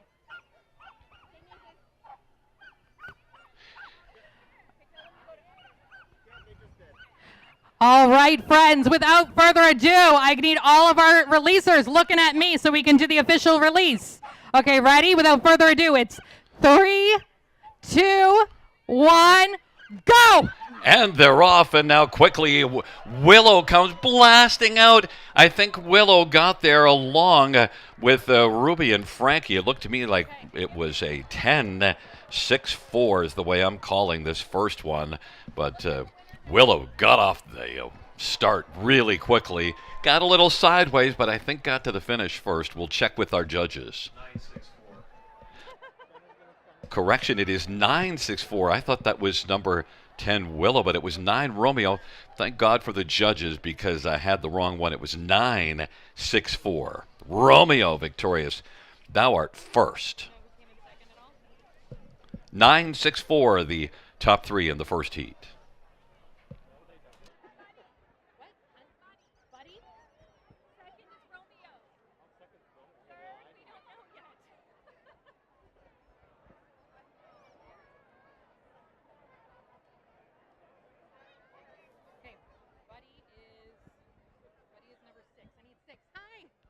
Okay, get them.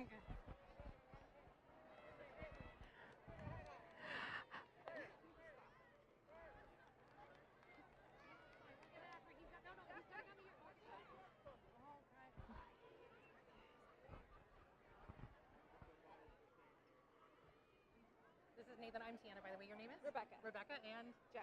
Note that that is official. 9-6-4 was our first heat top 3. 9-6-4. We'll see them back in the final. Romeo, Buddy, and Frankie.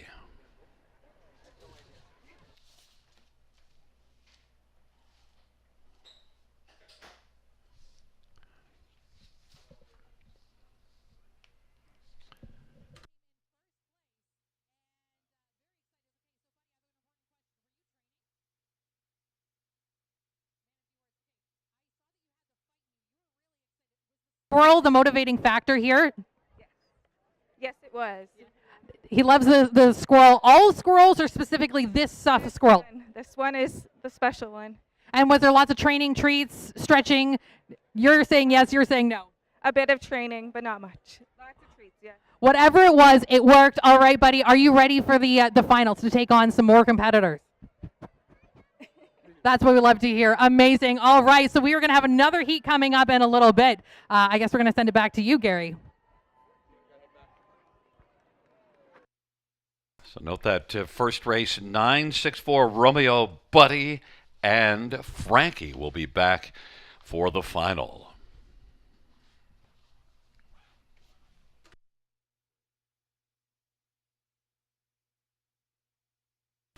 One's up. Field for the second Wiener Dog heat, and one is Archie. Archie's a sassy rat from the big city, loves strawberry matcha lattes and his mom.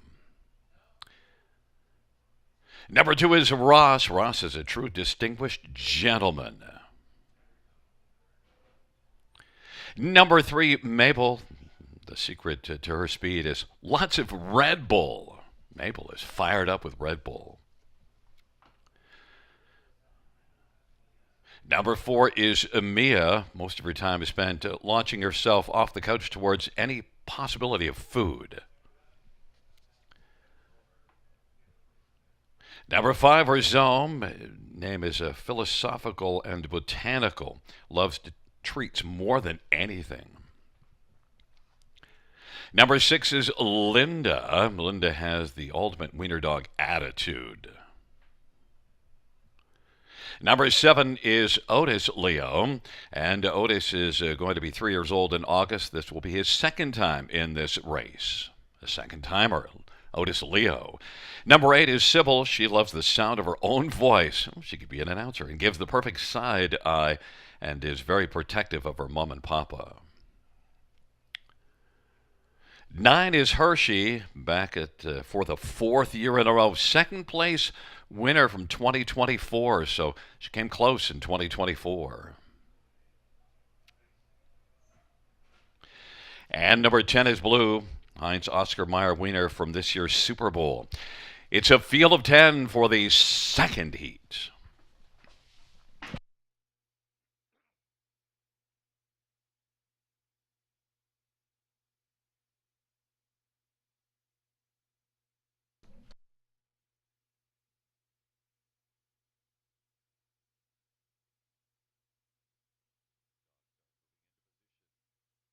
Dogs are moving into position.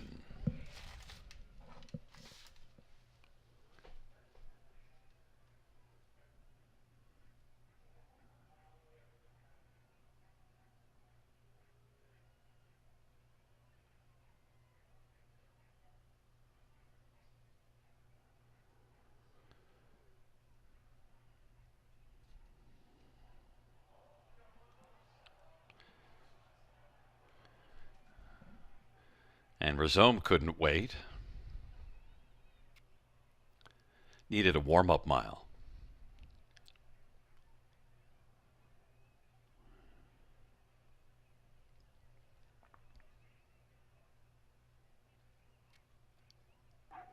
Time.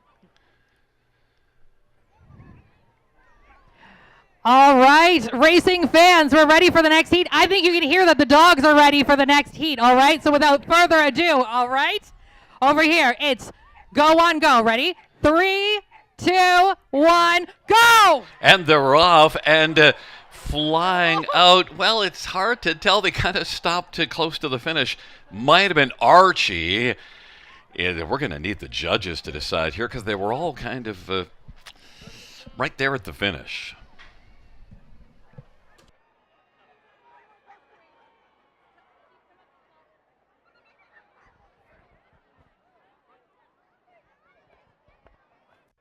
Apparently we're checking the tape here because there was a little confusion at the finish, but I thought it might have been Archie, but the judges are watching the replay as we kind of have a photo finish here, but just going to take a second to get this together and make sure we know who were the top 3. My call, we'll see if the announcer has got it right, but there was some confusion at the finish, was Archie.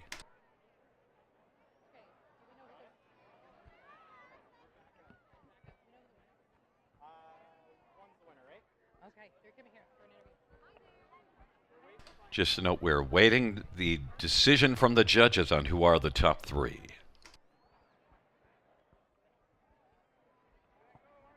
And the judges' decision, 1 Archie was the winner, 6 Linda, and 7 Otis Leo. So it was Archie, Linda, and Otis Leo. My top pick of Hershey did not make the final.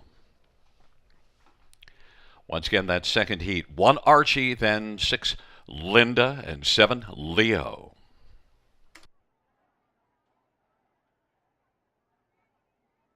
All right, we are trackside with our winner. This is Archie. Archie, how you feeling after a big win? Yeah, that's pretty much what I expected. Archie, what are your relations to Archie here? Grandmother and mom. Grandma and mom. Okay, was there a lot of training that went into getting Archie ready for tonight? No, not overly. No, just you know who his favorite people are. You know what he likes. Amazing. Archie, are you ready to take on more competitors this evening? Strong silent type. That's what we like to see. Congratulations, Archie and Mom and Grandma. Very excited to have you guys out here. Round of applause for all of our dogs in the second heat. We can see a group of people milling about, which means it's time for our third heat, which, Gary, that means it's time for you to tell us all about them. And the field for the third heat is entering the track for the post parade. Number 1 is Joey. Tony is a winter dog that walks like he's on the red carpet, thinks he's special. Number 2 is Duke. Duke is enjoying spending the day soaking up the sun and guarding the house. He loves chasing squirrels. Number 3 is Presidential. Lincoln. Lincoln is a high-energy mini, long-haired wiener dog. Lincoln loves barking at squirrels and chipmunks. Number 4 is Lola. Well, Lola is just resting right now. Lola is very needy, and she's a sassy lady. Number 5 is Sugar's top pick. Joey Hot Dog is rising up straight to the top. He's got the guts to get the glory. Number 6 is Pixel. This is Pixel's third race, and he's here to win. He's all serious tonight. Number 7, Rufus, is a free spirit. Although she loves to win, she often gets distracted and will run after anything. 8 is Jackson. Jackson's a handsome 7-year-old rescue who's stubborn but sweet. 9 is Jack, and Jack is packed with attitude, charm, and surprising speed. And number 10 is Tammy. She is a toy obsessed. She is obsessed with her personal space and anything that invades her space. She's got attitude. Number 10 is Tammy. Field of 10. Sugar's top pick in this one is 5, Joey Hot Dog. And I'm going to change my pick since mine was gone. And I'm going to Rufus, the free spirit.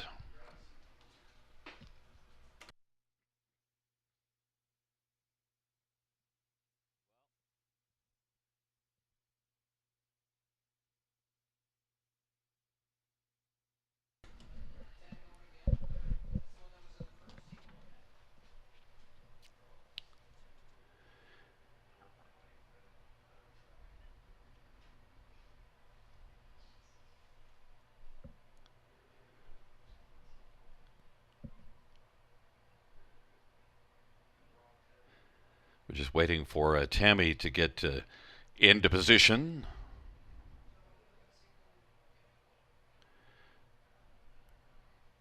Forgot that Jack is actually a scratch, so I messed that up.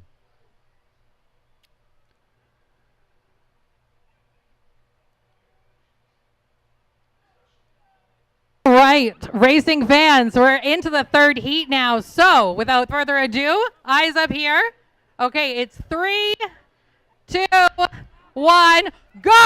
And they're off. And, well, on the outside, Tammy might have gotten there. Also, Lola was in the hunt with Duke down to the inside. Hard to tell, but close finish. We're awaiting the judge's decision. Tammy did a nice job. And it actually will be 10 Tammy is the winner. And then second was number 4 Lola. And 3 Lincoln managed to get that third spot. Nose out Duke, so Lincoln finishing third. So it's 10-4-3 in the third wiener dog heat.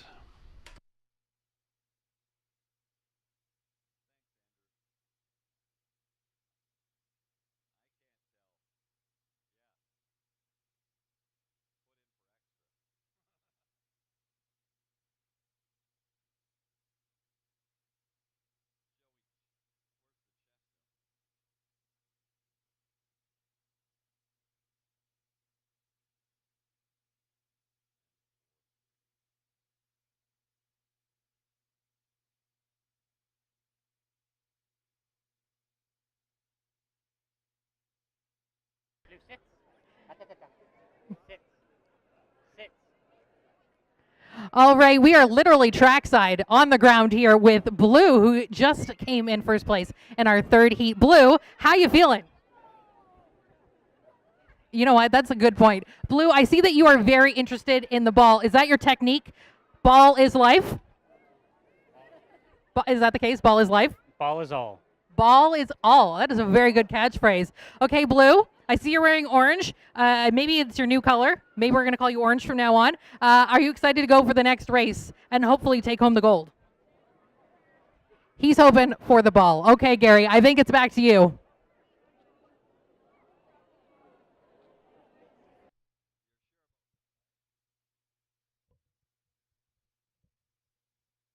Once again, fans, note in this third heat, it was number 10, Tammy, 4, Lola, and 3, Lincoln. Tammy, Lola, and Lincoln.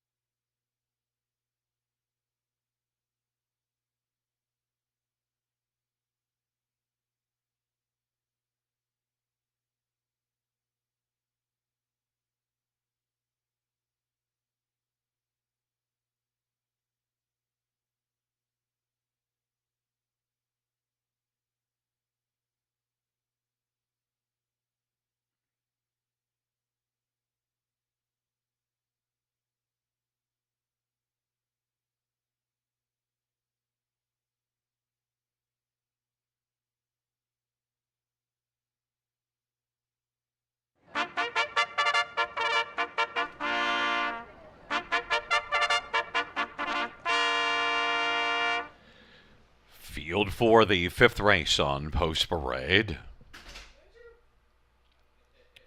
1 is Smart Thinking, Scott Culver, Kim BX.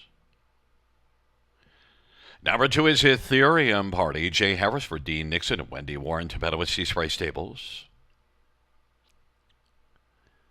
3 is Sporty B, Daryl Cheeson for Jack Moisev, High Stakes Incorporated, and Mark Main Prize. 4 is Written in Stone, Dale Spence for Brenda Duncan and Dave Duncan. Number 5, State 1 Smiley, Jeffrey Hunt for Brian Schufeld.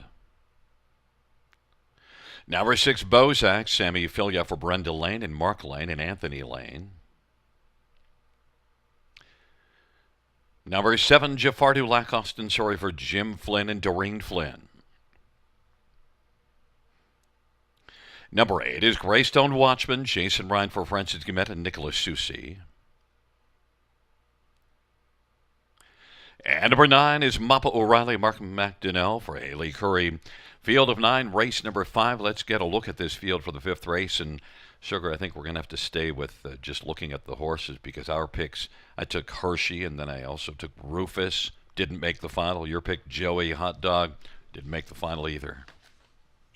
Yeah, if we're going to take a big loss tonight, Gary, it might as well be in the Wiener Dogs. But you know what? They put on a great show, and they brought a lot of people out to watch both the Wiener Dogs and the horses racing tonight. Yeah, they just get a little confused on where is the finish line. But I'll tell you, you've got one here in number 3, Sporty B. Does have a couple of wins lifetime, but of late, tell me, it just hasn't been going quite right. Hasn't been going quite right, been facing tougher, and now finds an easier spot. Comes in from Woodbine Mohawk Park. That's the angle for me, the class drop and shipping in and looking to win. Gets the hot hands of Daryl Thiessen, catch driving for Jack Moisev. And Thiessen, this is for 4. Like, he could go home with like a 6-pack of wins this evening. Very easy because getting set to start the back half of this Friday night program. He's already in for 3, and he gets a great shot to make it 4. Right here, I think he sails coast to coast like, what is it you call it? Butter on toast. Yeah, there we go. But listen, one thing about Sporty B, the last time Daryl drove this horse is the last time that he won. So Daryl had the hands with this one at Flamborough, April the 26th, and was a winner. So there's an angle on Sporty B. Number 2, Ethereum Party is my top one, your second choice, and off a good effort here last time out, off a layoff. Right, indeed. Very sharp. A big number, too, like 30-1. You're not getting anything close to that tonight. A second choice currently at 4-1. There's not a whole lot of gate blasting speed, but if he can mind the manners throughout and stay half close, gets a good shot at, going after Sporty B. I just don't think that he can beat the 3-horse in here, but a real good exactor factor play. Well, and you won't get a lot of coin on Ethereum Party on top 9-2, but maybe could get onto that exactor ticket. Number 6, Bozak, is one that I think's been racing consistently well. Just needs to close out the deal. A top 3 threat all day. This horse might find himself sitting second or third. There's some speed to his left with number 5, State 1 Smiley.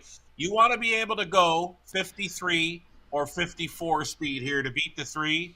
Bozak shows that, and definitely a top 3 threat. We need one to round out the superfecta, and we both think that the smart thinking here is to go down to the inside with Scotty Coulter. Why not? Had the big upset victory at 20-1, 3 back. He's been 3rd and 4th in recent starts. Does show that 54 mile in the latest. Again, I think that's where you want to be able to go in this one.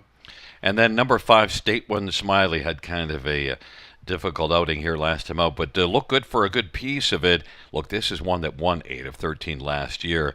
You've seen this one be pretty good. I have saw him race well late last season over London. 8 victories from 13 outings last season. A bit of a runaway maybe in the early going last time out. 26-3 hot opening quarter. Jeff Hunt back on board. I think he can sit 2 or 3 in here. I think they're all going to be chasing after Sporty B, even money. And I'm surprised to see Sporty B at even money. I thought maybe 3 to 5 here. Sporty B at even money. I'm going to get a bit more coin if I can win with Ethereum Party at 4 to 1. It's Smart Thinking, Ethereum Party, and Sporty B on the inside. In the center, written in stone, and State One Smiley. To the outside, Bozak, Jafar Dulac, and Greystone Watchman. And the second tier, Mappa O'Reilly, field of 9, race number 5.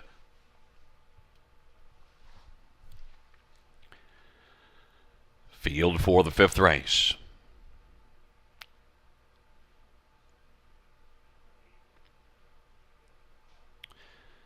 He is at the start in the rough, and State One Smiley is going to leave with Sporty B as the field heads their way towards that first turn. Then Jafar Dulac is challenging, and Smart Thinking at out wide. Greystone Watchman has secured 4th, but hasn't secured an inside position. Then Smart Thinking written in stone. Ethereum Party is 7th, and then Mappa O'Reilly and Bozak is back trailing the field. Jafar Dulac on the outside for Austin Surrey trying to clear to the front. Jafar Dulac at 60 to 1 is hung out as State One Smiley has that inside advantage over Jafar Dulac, who's racing first over. Sporty B is sporting a pocket position. Greystone Watchman 4th. Smart Thinking is 5th. Then it is written in stone. Now Ethereum Party has moved on up on the outside. Then it is back to Mappa O'Reilly, and back trailing the field is Bozak, and they race through to the half of a 28-second opening quarter. And on top, State One Smiley at 5 to 1. Racing second, Sporty B and Daryl Thiessen getting a nice trip.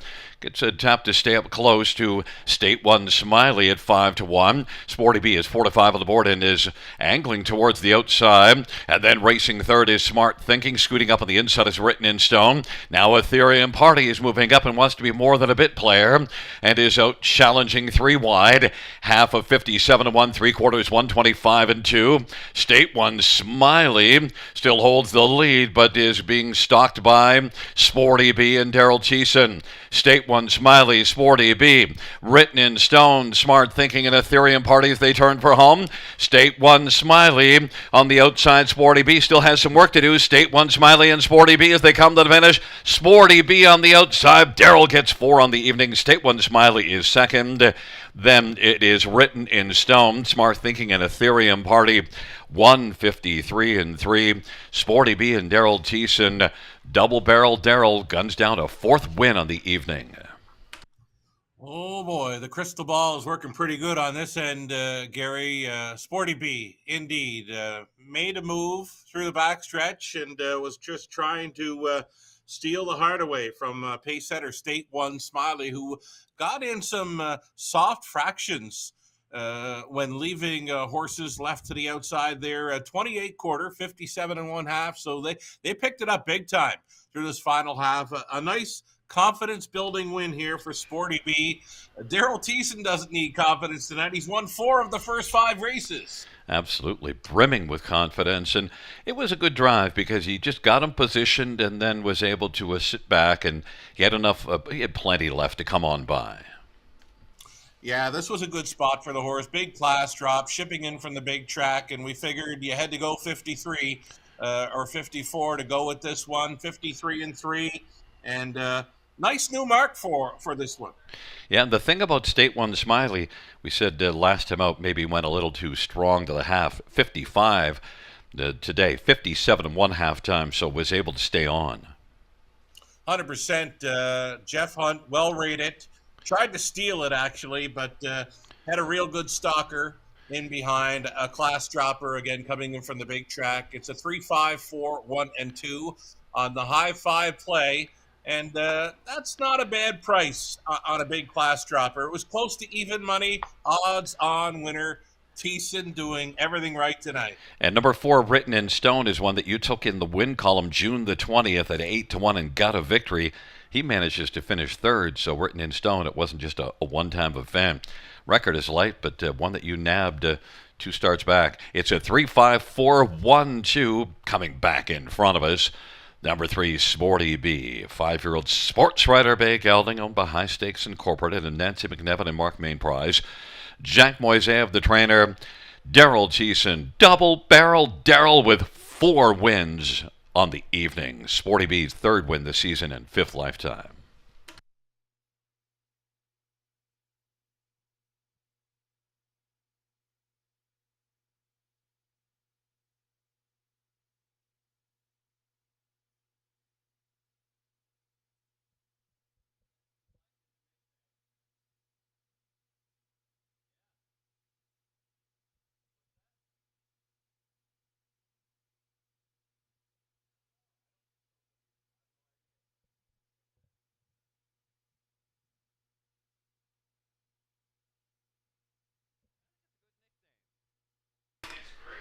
Fifth race, payouts 3, Sporty B, 360, 260, 220, 5, State One Smiley, $5 and $3.80, and 4, Written in Stone, $8.20, $2 exactor, $13.30, dollar try, $169.80, dollar high five, $2,400, $34.05, 20-cent high five, it's $486.81.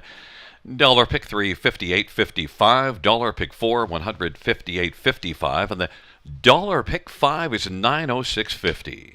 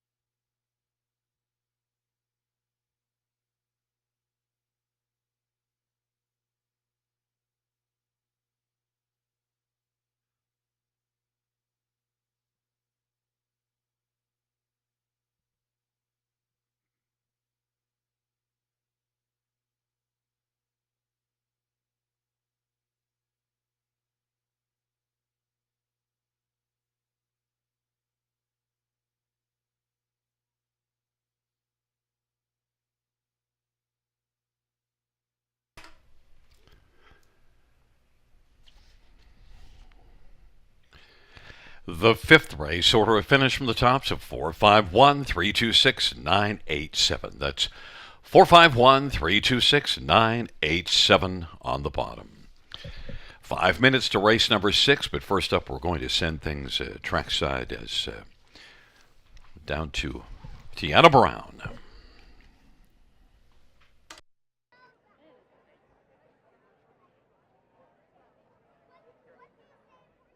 All right, racing fans, we are here trackside with my friend Louise Frost. Thanks for joining me down here tonight.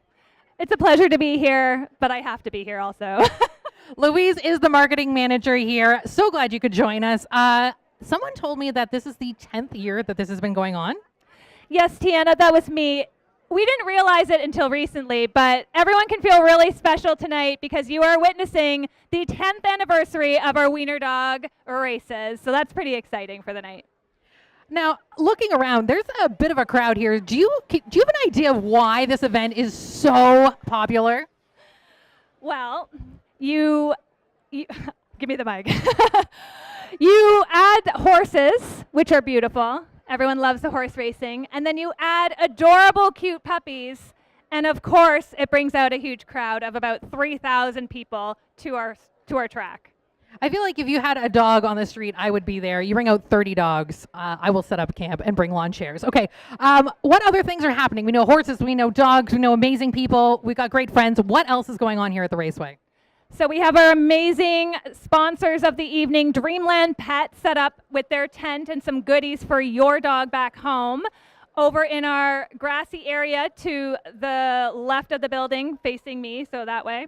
We have food trucks available. There's some ice cream. There's some delicious barbecue, etc. Potatoes. There's a barbecue on the Grandway patio. There's a barbecue right in front of us. It's a great night to get some food tonight. Okay, the next very important question is, do you think we have time to get ice cream before the next race? Yes, Tiana, we do. Amazing. Okay, we have places to be. Gary, it's back to you.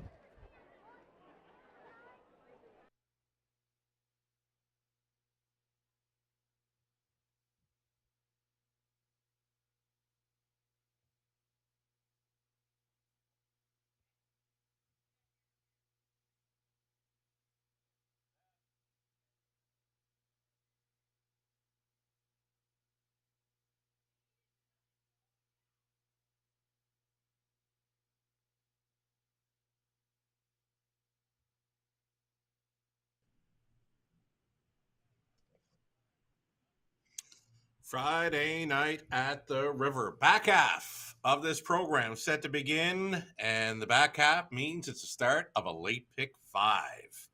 Trotters to start things up in the pick five play. We've got ticket ideas for you. Myself, Gary Guy, Connolly Ecclestone taking our best shot on the late pick five. Let's roll some tickets out. Myself, opening leg, I'm going to go kind of deep. Starting things up with a 1, 2, 6, and 7. We've gone deep in a few spots, right? It's not an easy sequence in a few of the legs, but it gets easier on the end, trust me. 4 deep with the Trotters here in race number 6. Over into the race 7 event. More Trotters there, where I've gone 5 PC Peterbilt. Maybe Burt Renault gets the driving double there this evening, also including 6 International Love. Going away, romping winner in the latest 2 over the river. 8th race, that's where I've gone deepest of all. It's an all button, or 1 through 7. I'm using any one of the 7 Trotters in race 8. I've got that one pegged as the most wide open race for horses on tonight's card. I'm going to single up number 2, Little Moments. Love that one for Nick Boyd and Craig Bars in race number 9. And then on the end of it, Chip Happened. I love to come right back with another victory. Daryl Thiessen, hot hands tonight. He's in the final 2 races. We're not going to see Daryl driving for the next 2 or 3 races at the river. I know he's in races 9 and 10. Gets a great shot with 5. Chip Happened in the finale. We'll also use the 7 See Me Zoom, who's coming in off the light best. I'm in for $22.40 on the 20-cent wager. Gary Guy has got a pick 5 ticket idea as well. We'll display that. 3 deep for Gary. The opening leg, his top selection there was number 2, Uncle Douglas. He went 5, 6, race 7 inside.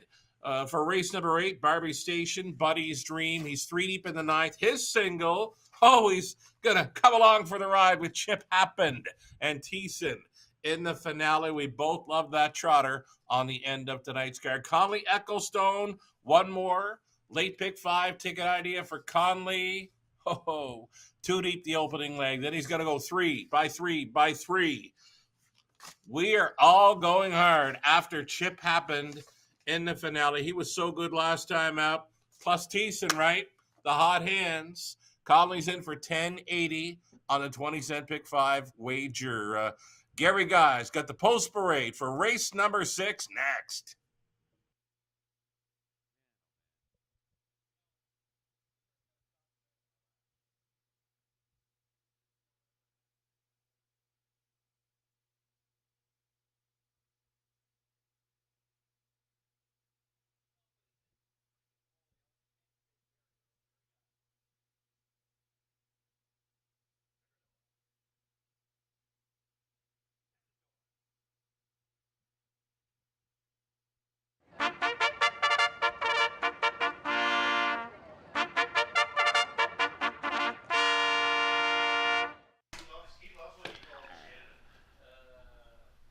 Field for the sixth. On parade one, foul for Vanna, Bruce Richardson for John Holding and Morley Bosworth. And number two is Uncle Douglas. Mark Etzel drives and trains for Rick Breyer and Paul Burbrecht. And three is 10, Kevert Gold, Scott Gold for Shane Weber and Tom and Elizabeth Rankin.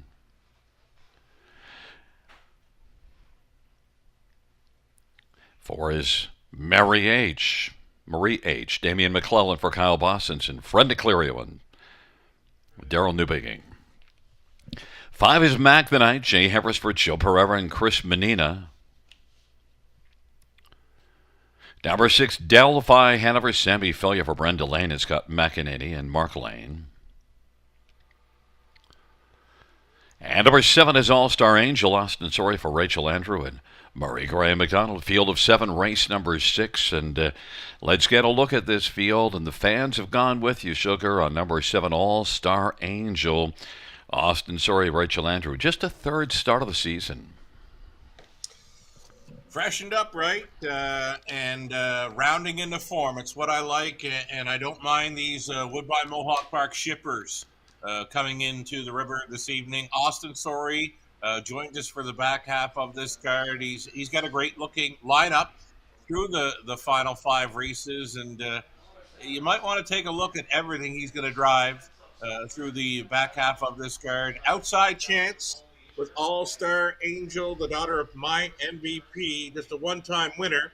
That came last season, but ready to pop, I believe. I don't think they can beat this horse. Not sure how she's going to do it, but she shows 55 over Woodbine Mohawk Park, and I think she's good enough to show 56 here tonight. Well, I like your certainty there, All-Star Angel. The only thing I'm certain of in this race is that Daryl Thiessen won't get a win here in this dash. So I'm taking a stab with that statement. That's the sure bet, right? Well, he's not in here. There you go. Number two, Uncle Douglas, Mark Etzel. Look at this is one that's certainly worthy of being a challenger to All-Star Angel, my top one, and your second choice. Bit of a handful here, right? We've seen that from a few of them tonight. It's that big crowd on the tarmac, right? The horses come out on post parade, and they're seeing thousands of people on the fence, and a few of the horses not used to seeing that, right? So it could be the what's happening here now. Etzel puts this one into the grass to maybe calm down a bit and collect himself prior to going to the gate. There's not a whole lot of early gate speed to work with, but short field of seven looks like a strong player and a strong play for the exactor. He does seem a little more calmed down now on the infield. We'll see if he can carry that forward when he comes back onto the track. One foul for Vanna, winner at Hanover last time out. In fact, also good here 2 races ago. Sure, she showed up in second, 2 back to Trottom Island 58. Worth a look for the top 3. 58 gets her a piece of this, but 58 won't win it. Well, Val for Vanna, I think can go a little bit more because this is one that's already got 3 wins in 18 starts and has been decent, and especially the last couple. Bruce Richardson driving Val for Vanna, trying to get a V for victory. Number 6, Delphi Hanover, also one that's coming in off of a win, off the pace win. Right on. This is a closer, one that can live on the outside. We've seen a few of those this evening at the river. Sammy Filion staying on to drive. Now, this horse just showing victories in 59, but more than capable of shaving a second or 2 off, because the miles that this horse has gone to win those trips in 59 have been parked out trips. So look to make another second or 2 off of that 59. So more than capable of showing some 57, 58 speed here, number 6, Delphi Hanover. Yeah, that win June the 13th here from Post 8, parked every step of the way, winning by a neck in 59-4. I think Delphi Hanover might be the sleeper play. Has dropped a bit in odds now. Sammy Filion 6-1. Field of 7 for the 6th race, taking up their positions. And it'll be Val for Vanna, And Uncle Douglas on the inside. In the center, 10 Karat Gold, Marie H. and Mac the Name. And to the outside, Delphi Hanover, All-Star Angel.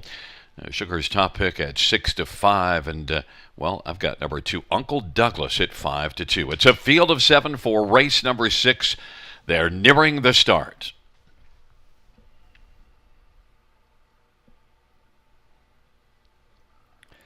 Field for the 6th race is at the start of the rough. Marie H. has gone off stride, and also Mac the Knight with a break. Val for Vanna now on the inside has the lead. Delphi Hanover is out second right now. All-Star Angel is wider still third, and then it is Uncle Douglas fourth, and 10 Karat Gold is fifth, and they race their way to the opening quarter. Val for Vanna at 5-1, but All-Star Angel continues to drive on the outside. All-Star Angel 3-5 on the board is set up to take the lead for Austin Sorry. Val for Vanna and Delphi Hanover, those are your top 3, with Uncle Douglas racing for 28-2 opening quarter. All-Star Angel and Austin Sorry planted on the lead now, in front by about 2 over Val for Vanna. Delphi Hanover third. Uncle Douglas is racing fourth, and then 10 Karat Gold. Marie H. trying to get back into it, as is Mac the Knight. 28-2 opening quarter. All-Star Angel looks to pick up a second panel breather, has Val for Vanna right nestled in the pocket. Delphi Hanover is third, and Uncle Douglas now is moving on the outside and trying to come on and get a little closer. Half of 58-1, 29-4, second panel for All-Star Angel. Now Uncle Douglas is moving and is about to take over second from Val for Vanna, and has done so. It's All-Star Angel and Uncle Douglas and Val for Vanna third, then sharing for 10 Karat Gold and Delphi Hanover. 3/4, 127-1. All-Star Angel. Uncle Douglas is getting closer. Now is only about a length back. And Val for Vanna third, Delphi Hanover, and then 10 Karat Gold. All-Star Angel still has some work to do, as Uncle Douglas now is getting closer. All-Star Angel, Uncle Douglas, and Val for Vanna. All-Star Angel, and Uncle Douglas, and up the inside, Val for Vanna. It's close. Val for Vanna with Delphi Hanover, who came on the outside. It's between the 1, Val for Vanna, 6, Delphi Hanover, 157-1. Val for Vanna might have gotten the victory. Nice race there, 4, 5 across finish, and Bruce worked out a wonderful trip with this Daughter of Resolve. Tripped her out for a possible victory. We figured you had to go 57 or so to win it. And on the line, all of them together there, 57-1, the pace setter. All-Star Angel for sure didn't win it. It's the one, Val for Vanna, in a win photo with a strong closing 6, Delphi Hanover, kind of on the line together here. Yeah, and it is close enough that I wasn't certain, so that's why I kind of hedged. I didn't expect Delphi Hanover to be coming because it was still had some work to do halfway down the lane. Well, you know what? Probably the best trip that filly's ever gotten. The win she's had, she's been out a long ways. One of them parked throughout, and she was just kind of waiting on things. And when the room opened up for her, did she ever blast home? But I think she just missed. It looks like Bruce is going to hold on here, punch on through for a 5-1 victory. Yeah, the 6 went by, but unfortunately it was about 18 inches past the finish. Very nice to see. All 4 trotters there. We liked 1, 2, 6, 7. I think the 3, 10 Karat Gold is now into the mix there as well. So those are 5 nice trotters, all trotting in 57 and change, and never better for Val for Vanna, the V for victory, right? Yeah, and Val for Vanna did go here in 58 2 starts ago. Hanover's not nearly as quick a track, and Val for Vanna lowered it down now to a 57-1 and gets that victory. Val for Vanna, Bruce Richardson. Well, one thing we know about Bruce, he cheers for the right hockey team, the Toronto Maple Leafs, and certainly one that some fans will be cheering for, because 5-1, it's a decent win ticket. Those Leafs say they're doing some movement, and maybe they're going to build on something right come the fall. Yeah, well, I'm a Leafs and a Bills fan, so it's pretty tough had a rough go of things. But Val Vanna coming back in front of us. 3-year-old Resolve Bay filly owned by Morley Bosworth and John Holding. John Holding, the trainer. It's the winning drive for Bruce Richardson. It's the second win this year, fourth lifetime. Val Vanna, 1673, the top four.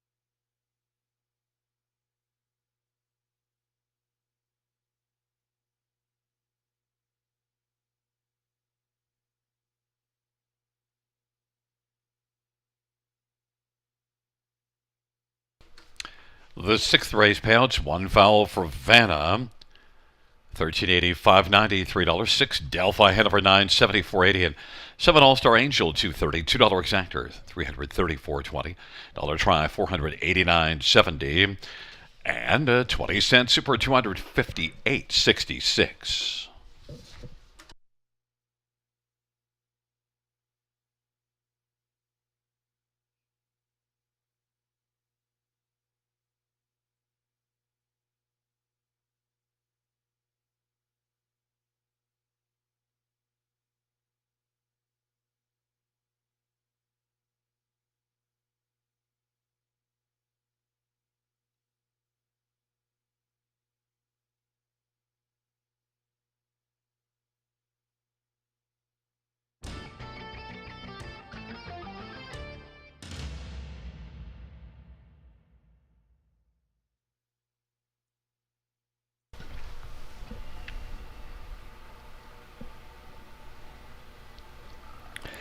Field for the sixth race.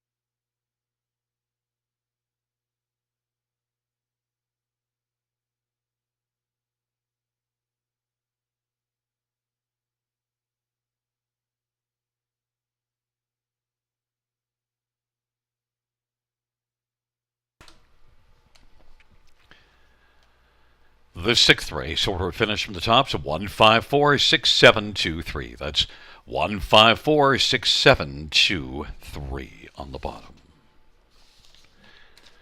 Well, fans, we are 16 minutes to post time. We're going to send things down trackside with Tina Brown as we are getting ready.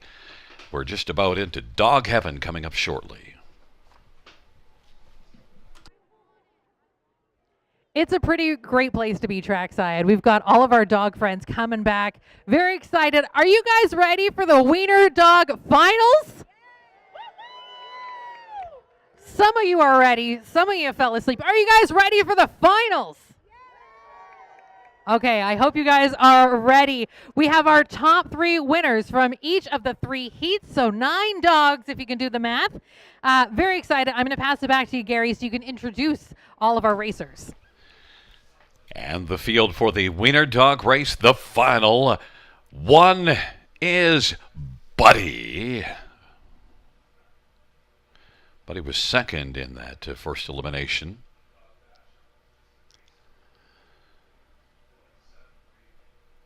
Number 2, Romeo. Thou art my top pick in the final, Romeo.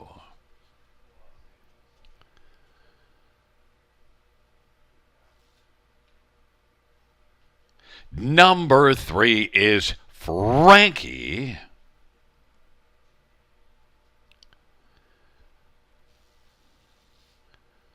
Number 4 is Archie.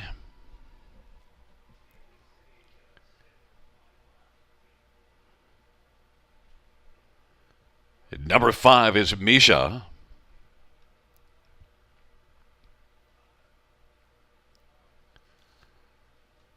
And number 6, Otis Leo.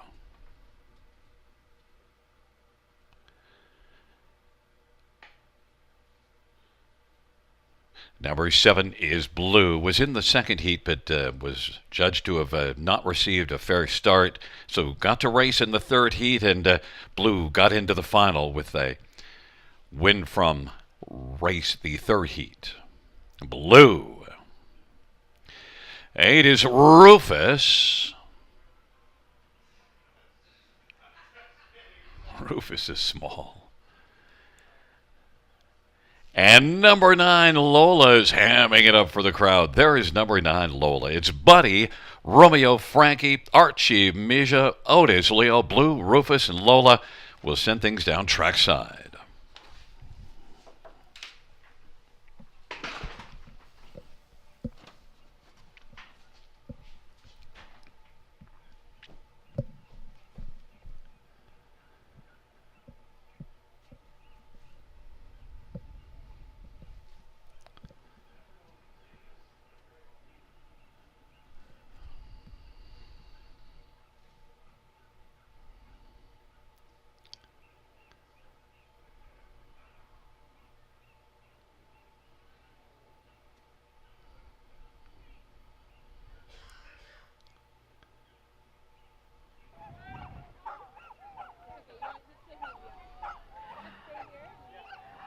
All right, racing fans, we got the treats ready. We've got the squeakies ready. We've got the balls ready. Eyes over here, releasers ready? For the final time, 3, 2, 1, go! And the rough and quickly blasting out was Misha. But then it was hard to tell at the finish. It also might have been Blue who came on late, but we'll get the word of the judges on who was the winner.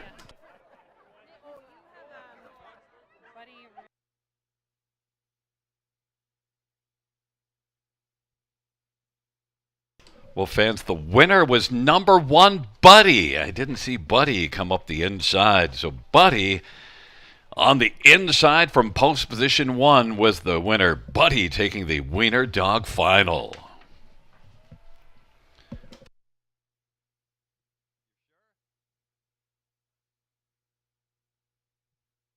And fans, it is 1, Buddy the winner, 4, Archie is second, and 3, Frankie third. 1, 4, 3.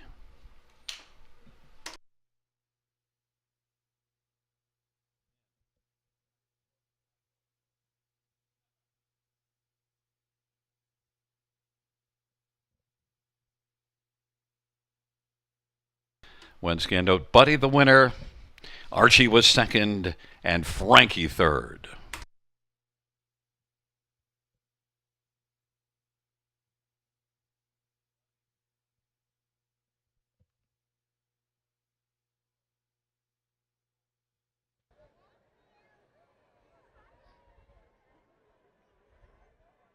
We will be doing the official presentations of all the prizes and awards, but a round of applause for our three top winners here tonight. We've got Archie again, Buddy in the middle, and Lola. Archie, I got to know, what was going through your mind in those final seconds? Let me have my mother. You know what? Sometimes you need mom. How proud of you of Archie right now? Oh, so proud. Very talkative family. All right, congratulations, everybody. We'll see you guys for the award presentations. Thank you for coming out. Another round of applause for these amazing winners. Back to you, Gary.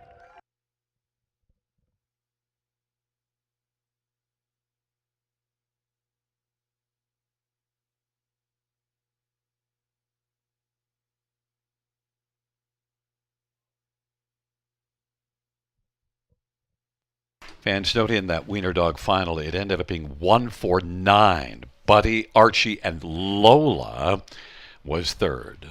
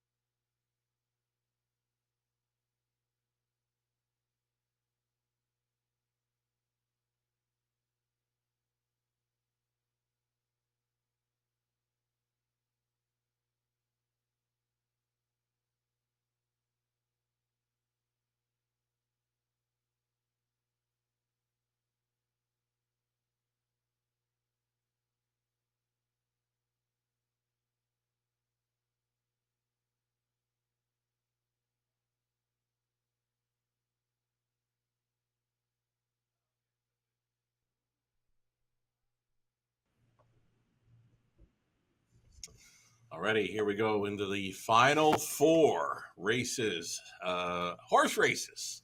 After an exciting Wiener Dog final, 3 across, very close. Congratulations to all on a fabulous showing with the Wiener Dogs at the river tonight. Brought out a big crowd, and hopefully many of you will stick around for the final 4 harness races on tap here to start the late pick 4 trotters for race number 7. Nice price play. to start up the late pick 5. Bruce gets there with Val for Vanna, $13 and change on the win price. The biggest surprise for me in that was the Triactor payout. I mean, for what came in, just shy of $500 came back for a $1 play on the try. Just some very impressive payouts for what came in. I mean, we like the 1-2-6-7. It comes in 1-6-7, pays almost $1,000 for $2. Crazy good prices. Anyway, let's go to race 7 then. Opening leg of the late pick 4, 6 trotters, and we're going to go outside to start things up in this pick 4 play. Let's bring up the ticket ideas. Myself, Gary Guy, Collie Ecclestone, taking our best shots on this late pick 4 at the river. As mentioned, I went outside to 5, PC Peterbilt, Bert Renault on board. A second best finisher was Sammy, driving last time out. Winner before that. Now, Bert's been in the winner's circle already tonight. He'll get a great shot to double up aboard 5, PC Peterbilt. The stiffest competition's got to come from number 6, International Love. Just an easy, very easy winner in each of her latest 2. The daughter of International Money went to the top last time out and was able to bottom out the field, get down to the hat 56-2, and she's hanging on to win by 9 and 57-2. She's only paying $220 to win on that occasion. Likely to be a heavy favorite. She's 2-1 right now. I don't see that come post time though. She has got to be the heavy favorite come post time in here. 5-6 for me. I managed to go to the all button in race number 8. That is why you see all the numbers wide open, 1 through 7, any one of 7. The all button used for race number 8, leg 2 of the pick 4. We stay on the single in race number 9, number 2, Little Moments. Nick Boyd gets a great shot with that daughter of control, The Moment. And on the end of it, Chip Happened as a must play for Thiessen. And also number 7, See Me Zoom.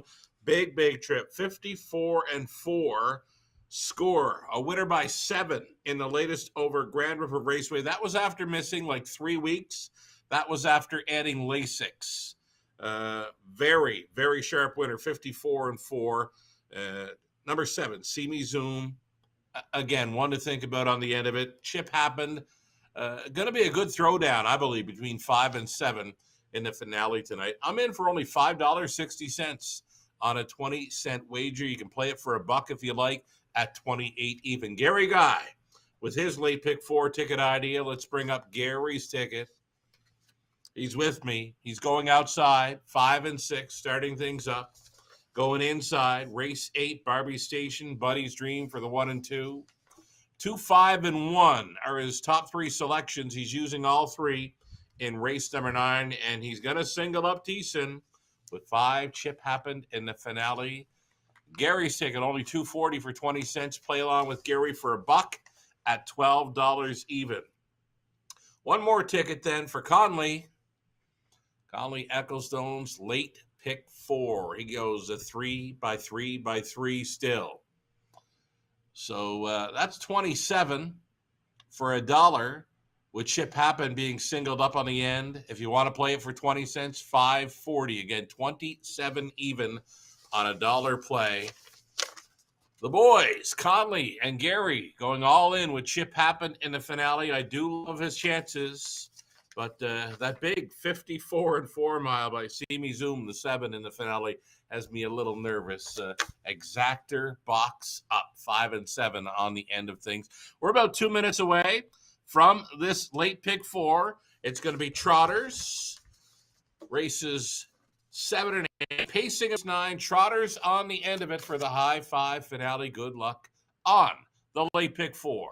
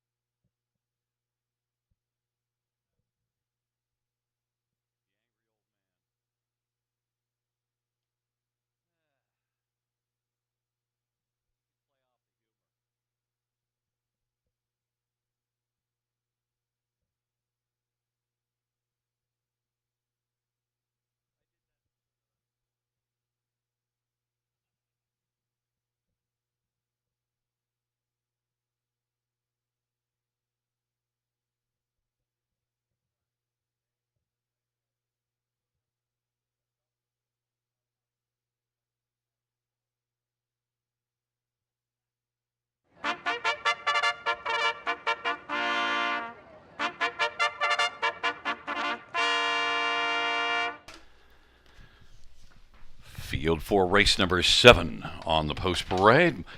1 is That Dude, Scott Coulter, Doug Bowens, and Russell Taylor. Number 2 is Royal Moon, Austin Torrey for Sean Stacy and Shelley McMillan and Dave McDonald. Number 3 is Royal Sauce, Jason Ryan for Greg McNair and High Stakes Incorporated. Number 4, Twisted Tabby, Jay Harris for Caitlin Graham. Number 5 is BC Peterbilt, JB Bruno for Julie Walker and Peter Clements. And there is 6 International Love, Sammy Foley for Robert Kyle Fellows and Yolanda Fellows and Van Camp Trotting. Field of 6, race number 7. Let's get a look at this field, compact field, but we agree on the top 2, but not on the order. I do expect International Love to stay the favorite because, well, back-to-back wins coming in. Indeed, Gary does bump up in class slightly here, but just so good right now. Parking to the quarter mile, 28-3. It's the big front half in the latest, 56-2, and still hanging on to win by open lengths, 57-2. The confidence riding very high right now for this daughter of international money. A 3-time winner in her career, 2 of them in her last 2. I think she can make it 3 straight. Yeah, and both wins were dominant wins. And look at that last race, 56-2 to the half, parked early, still came home in 29-3. That's pretty respectable. International Love is probably going to get the most love. Sammy Filia for Robert Kyle Fellows. But number 5, PC Peterbilt, this is one that you do have to take a close look at because was a winner here in 55-4 2-back. Indeed, Sammy has driven this fine-looking son of my MVP in each of his last 2, where he's been first and second. And now Bert Renault, who's very familiar with this trotter. Big, strong, tall trotter with plenty of gate speed. He gets a great shot at picking up a driving double this evening. He was in the winner's circle earlier, and this horse looks great, actually. You know, if I had a post-parade pick on tonight's card, this horse would be it. He's looking fantastic. I could see the lineup being 5-6, 6-5 early and late. And you touched on a clue there also, Sammy, driving PC Peterbilt and International Love, both, each of them in their last 2 starts, and opting to International Love. So there's a clue in that as well. Number 1, That Dude. That Dude gets Scotty Coulter driving. And this is one that did win at Kawartha and Georgian before the last couple races, not quite as good. Yeah, I just kind of threw out his last couple of starts. He had outside post in both the 8-hole at Grand River Raceway, where he took back and still closed up to finish 4th. Last time out over Woodbine Mohawk Park, tried to leave from the 9-hole, was parked through the opening quarter, and then nothing was happening late in the mile. Back to an inside post. So this horse likely to be sitting top 3 or 4 early, and another one that should be sticking around late with these. I could see him being a good trip horse and maybe splitting the top 2 because in those 2 wins with the pace center in one and got away second in the other, now gets back down to the inside. And oftentimes we want to try to split the top 2 and see if we can get a different one onto the exactor to get That Dude as the logical one from the inside with Scotty Coulter. Number 2, Royal Moon. Well, Royal Moon was second at Mohawk in 58-1. At last start, although the result wasn't as good, did trot home 27-4. Here's your price player. Here's your value play possibility. Now it's going to be Austin Sorey catch driving for trainer Sean Stacy. This one's been showing signs that anytime now he's going to pop. I mean, he does have a victory this season. It came back in April over the half mile at Flamborough and won quite easy on that occasion, almost 10 lengths the best. He went off stride there, 3 back, needed a clean line, come back to finish second. The latest, I think we're just going to toss that one out. Couldn't make anything happen. May have been interfered with early. But this is your price player of this field. 2 Royal Moon. I got him pegged for 4th would not be surprised to see him do even better than that. And that mile, May the 22nd, sloppy track that was off 2 seconds and still managed a second in 57 and 4. So Royal Moon is a good sleeper. What about Royal Sauce? Greg McNair trains. Yeah, I was at the river mid-June. Was on top all the way. Faded late for a trip in 58. Is going to have to find another second or two to go with these because this mile is going in 56, I believe. My play would be to box up the 1-2-5-6 on a superfecta. Well, they are rolling past us, and the love did come for International Love 2-1. It's That Dude and Royal Moon on the inside, and the set of Royal Sauce, Twist of Tabby. The outside, PC Peterbilt and International Love.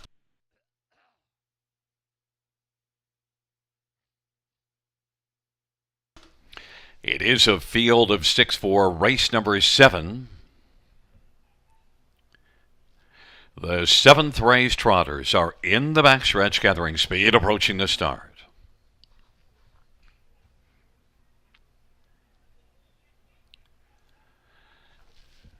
Field is at the start. And they're off and getting out well. Twist of Tabby, Royal Sauce, International Love, and PC Peterbilt. That Dude is second for last, and Royal Moon is trailing the field. International Love presses on now. International Love 5-2 on the board, is able to come on and clear to the front. Twist of Tabby is racing second. Royal Sauce is third. Then it is PC Peterbilt, and back further is That Dude, and a break from Royal Moon and International Love. 27-1 opening quarter. International Love is cruising along on top. Twist of Tabby and Jay Harris is second in front of Royal Sauce and Jason Ryan. Then it is PC Peterbilt and JB Renault and That Dude and Scotty Coulter. But International Love and Sammy Filia leading, heading up towards the half of a 27-1 opening quarter. International Love has the lead, and racing second, Twist of Tabby. PC Peterbilt, the 6-5 favorite, now is moving up and is coming on. PC Peterbilt trucks right up to take over second, and now is going to try to call her International Love. International Love and PC Peterbilt. Then Twist of Tabby and That Dude and Royal Sauce. International Love is going to get a challenge, half of 58 and a 30-4 second pedal breather though. International Love and PC Peterbilt. Twist of Tabby third. That Dude's racing fourth, and Royal Sauce. PC Peterbilt on even terms with International Love, and PC Peterbilt now has come on to take a lead of a half a length. PC Peterbilt, International Love, PC Peterbilt, and PC Peterbilt. International Love could not hold this one off. It is PC Peterbilt and International Love on the inside. PC Peterbilt. Now That Dude is coming on late, but it is going to be PC Peterbilt to win it. That Dude was second. Then Royal Sauce and International Love dropped back to fourth, 157-4. PC Peterbilt took a lot of late action. PC Peterbilt 6-5, a favorite. Victorious. Yeah, he did take a ton of late action to go away as the favorite. I have to credit Bert Renault for the hands, the trotting hands in there, because this horse got bumpy leaving the gate. Bert was able to keep them together, and he was a handful throughout. This is a big, big son of my MVP. I mentioned how great he looked on post parade. I'm not sure. His next start may be at the big track of Woodbine Mohawk Park, because he can be a handful. Yeah, and it just might fit better on that larger surface as well. But now has 6 wins in 17 starts, so PC Peterbilt, this is one sent up a Julie Walker and JP Renault driving, and there's Bert coming to the finish, and a little bit of urgency just to keep on going, but That Dude wasn't going to collar him. No, they weren't beating this fella tonight. Some of the horses, you know, the body language they show on post parade. I mentioned if there was one that I'd offer up as a post parade pick, and it was going to be him. He just looked so good, and some of the horses, folks, they'll give it away on post parade. So those of you that are on the tarmac, take a good look at these horses when they come out on parade, and Gary Guy is mentioning their names and all their ownership connections. You can find a horse on parade without a program. And PC Peterbilt, when he got up alongside International Love, he was able to get by relatively easily. just full of himself on parade and all throughout it, and still he looks great. And I said that dude could maybe split the two that are getting all the money. That's what happened. You called it. It's a 5-1-6-3. Back in front of us is the winner of race number 7. It's number 5, PC Peterbilt, a 5-year-old My MVP bay gelding owned by Peter Clements, trained by Julie Walker. J.B. Renault, the winning driver, 4th win this year, 6th lifetime PC Peterbilt, victorious, 157-1.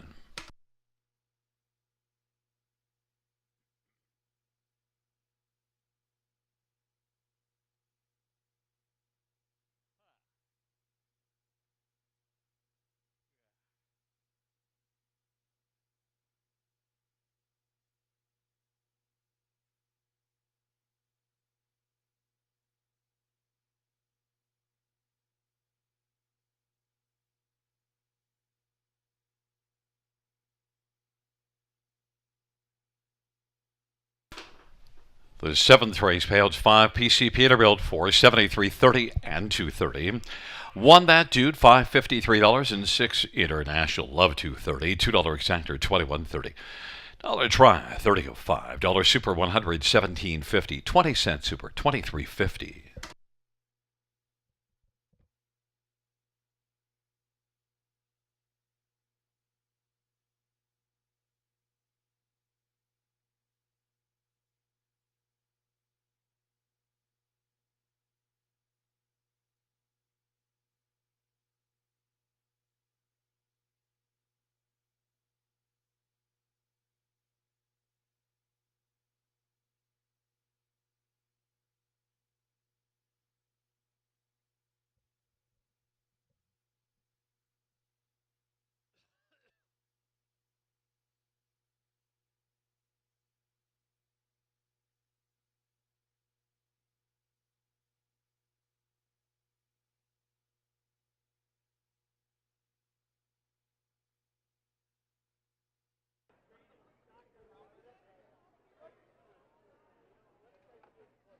We are back at trackside in the winner's circle. Very excited here with our top 3 winners. We're going to do the awards presentation. So we know we have Archie and we know we have Archie's mom. What is your name?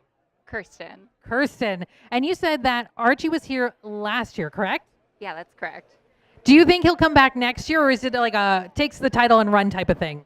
Yeah, I think so. He seems to like it. All right. Well, congratulations. First prize, a round of applause for Archie, and a basket that we're going to have to maybe get you to hold that for a second, because that's a bit of an armful. Okay, a round of applause for Archie. Let's go down here to Buddy. Congratulations to Buddy. Now, who do we have here as the wrangling squad? Rebecca, my husband Jeff, and my son Camden.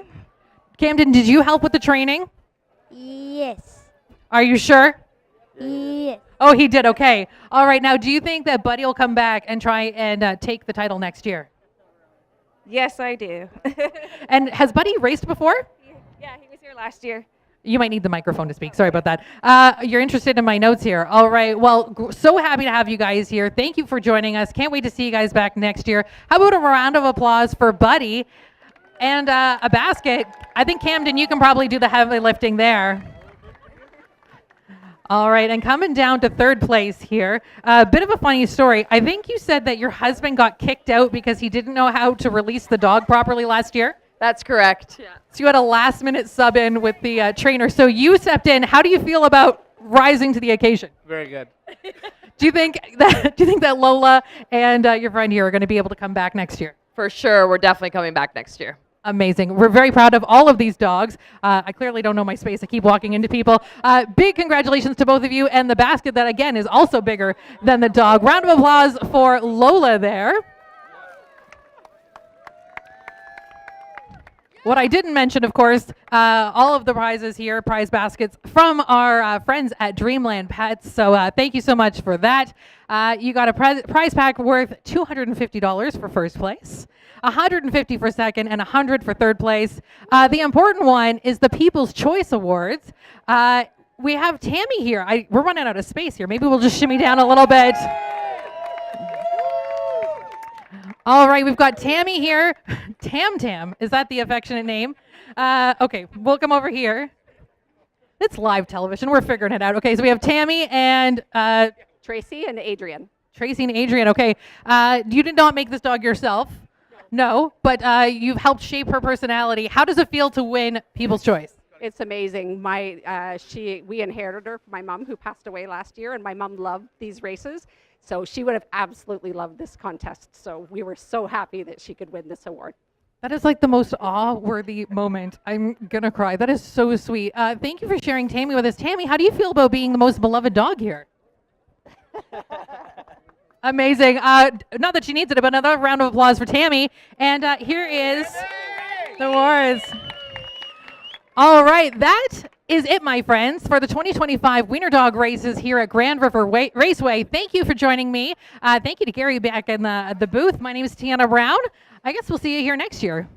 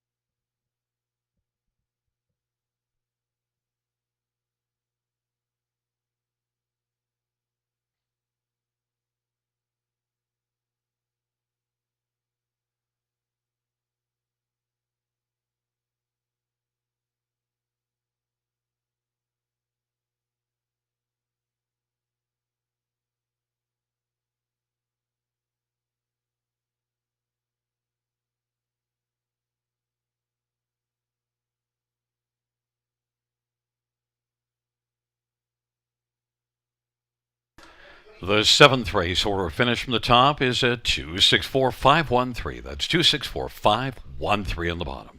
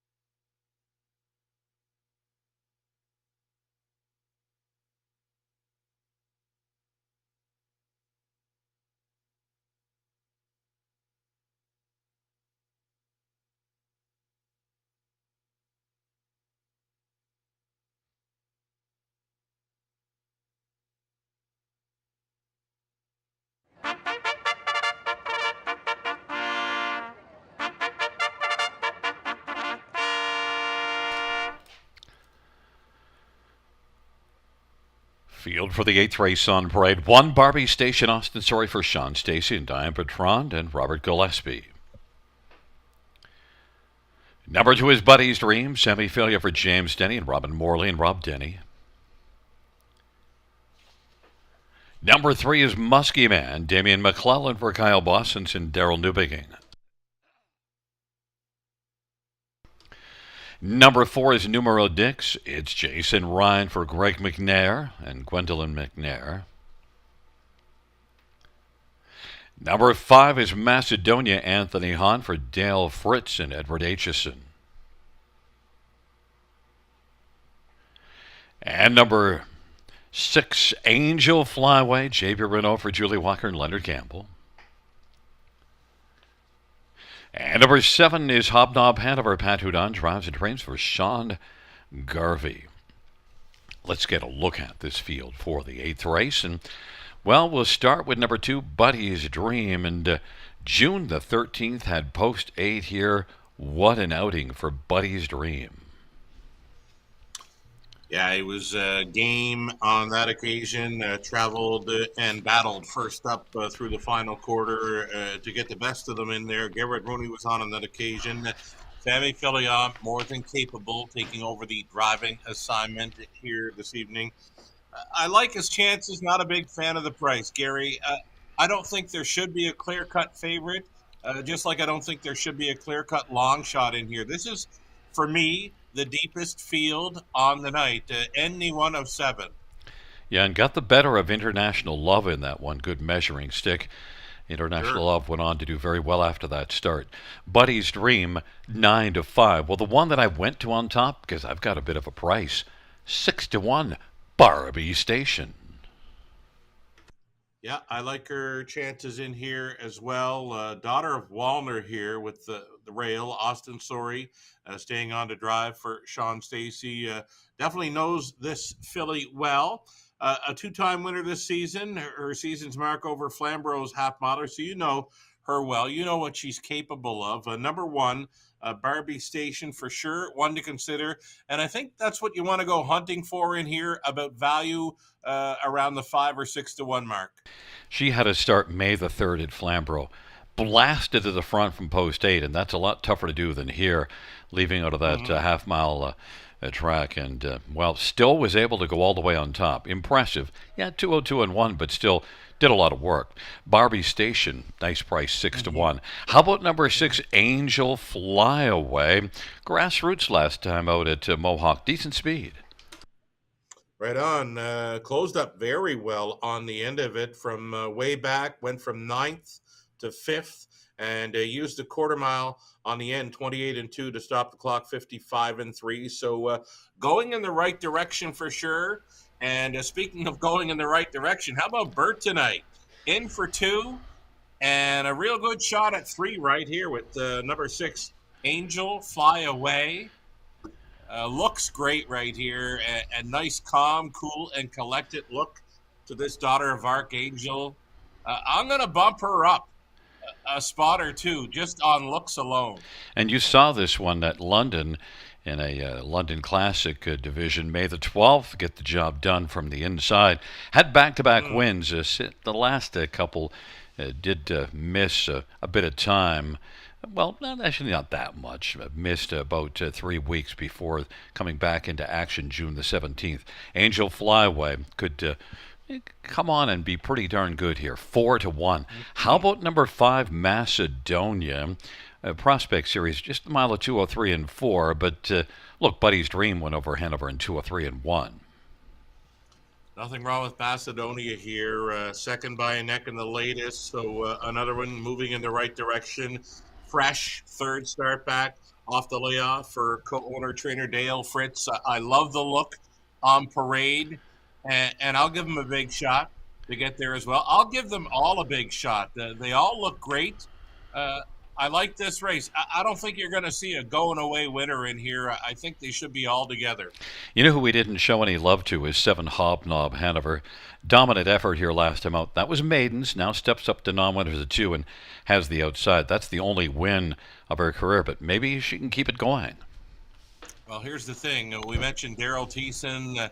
had a big night, loving the big crowd, and I think Pat Hudon is loving it as well. I see him come out twice tonight on Post Parade, and he's got that big smile on for the big crowd at the river. Beware, number 7, Hobnob Hanover, and even the longest shot on the board, Muskie Man. He looked fantastic on Parade. I love this race. And off a second at Hanover. It's Barbie Station, Buddy's Dream on the inside. In the center, Muskie Man, Numero Dixon, Macedonia. To the outside, Angel Flyway and Hobnob Hanover. It's a field of 7, race number 8. On a fabulous Friday at the river. Horses are gathered up in behind the gate.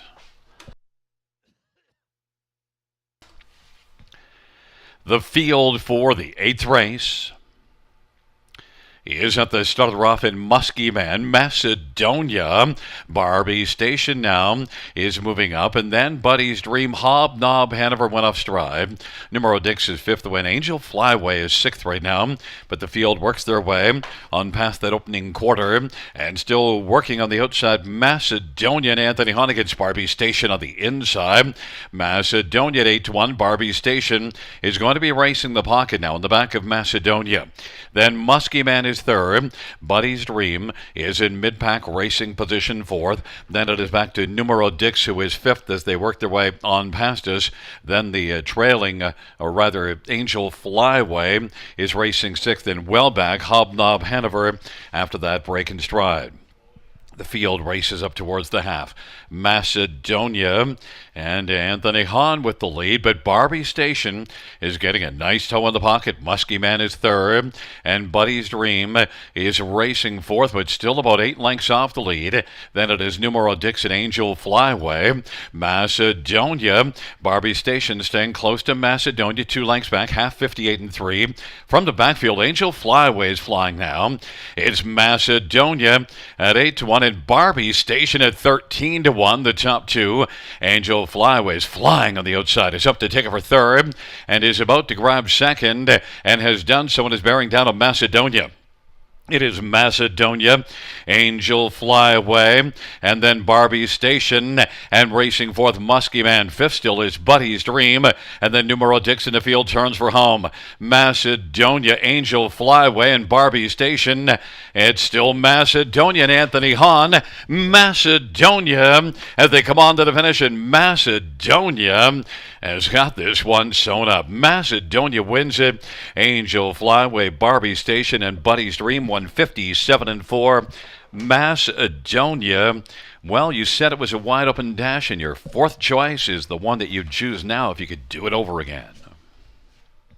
Love it. You know what? Using that all button was key. We called it wide open, and this fellow looked great on Parade. Macedonia, and we mentioned fresh, right? 3rd start of the season, and was fantastic. Park 3 wide through the opening turn to clear at the quarter in 28 3. Again, some of those horses are just going to show it on Post Parade, and here's another one that did it tonight. Macedonia for Hahn. A wonderful job, Dale Fritz, having this one prepped for tonight. Mentioned don't get too discouraged 203 and 4 at Hanover last time out, because much different speed track than here. This one did race here in 58 and 4 in the season's debut, but that was the trailer post. One that was really good last year in 9 starts, had 7 top 3s. Right? Always in the hunt last season, and you know what? Sometimes it just takes a start or 2. Well, this is his 3rd of the season, and he came to play tonight. And then actually, Angel Flyway is one to watch, because I thought she put on a pretty good display to come flying up on the outside, and did a lot of work in that dash.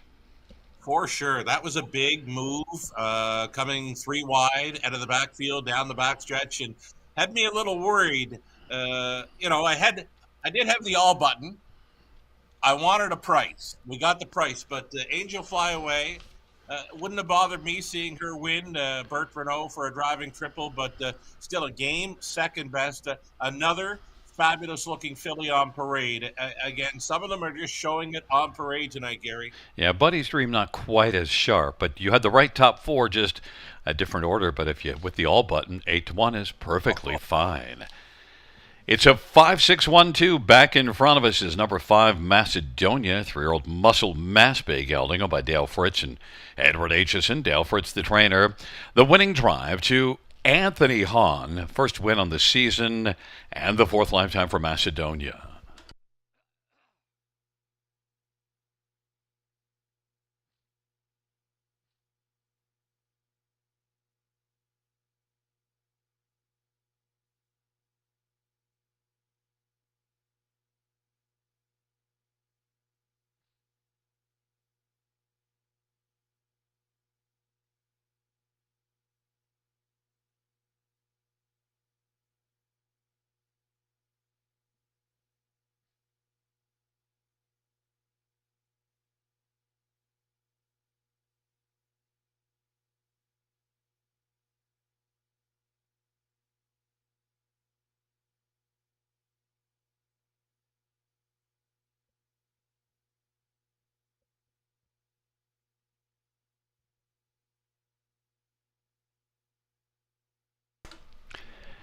Eighth race, Pales 5, Macedonia, $18.60, $7.390.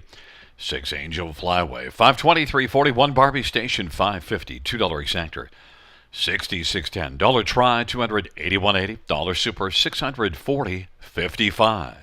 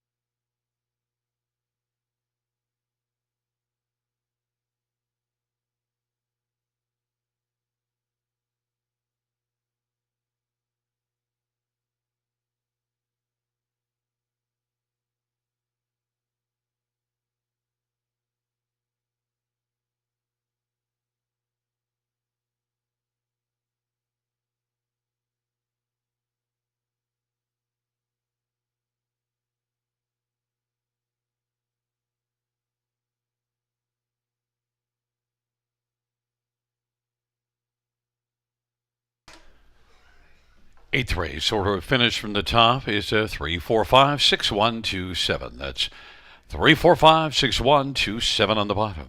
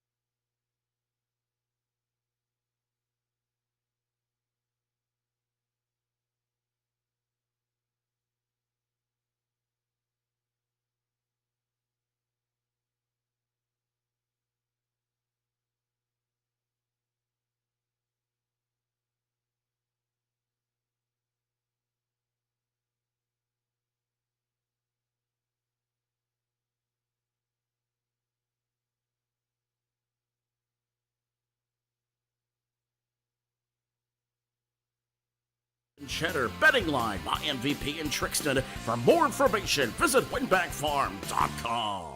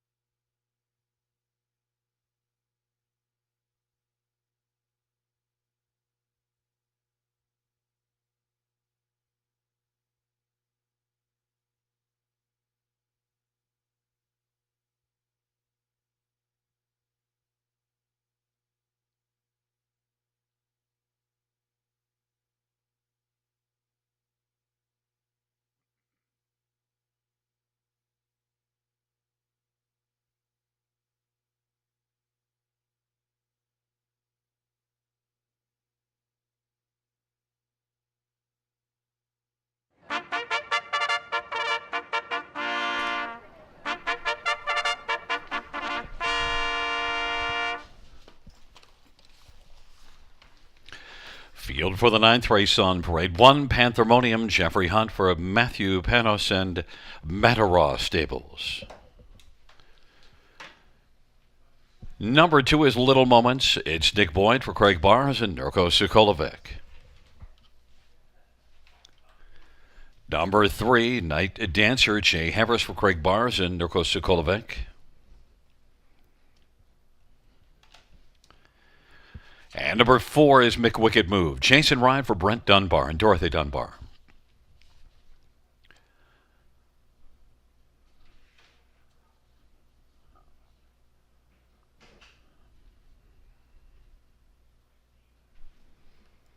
Five is Minutes to Midnight. Stuart Salverby drives and trains and owns. Number 6, Better Than Crush. Scott Coleridge, Dennis Kerr, and Shelley Kerr, and Jane Kerr. Number 7, Safe Passage. Daryl Thiessen for Mike McLennan and Phyllis McLennan.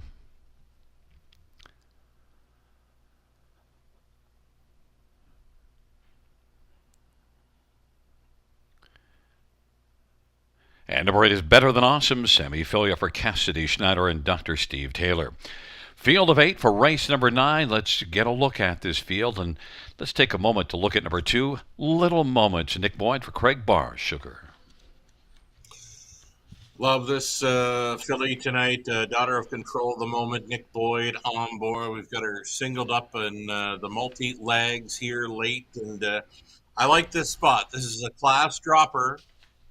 Was opening up as the favorite, so the early money is there, and it could be the smart money.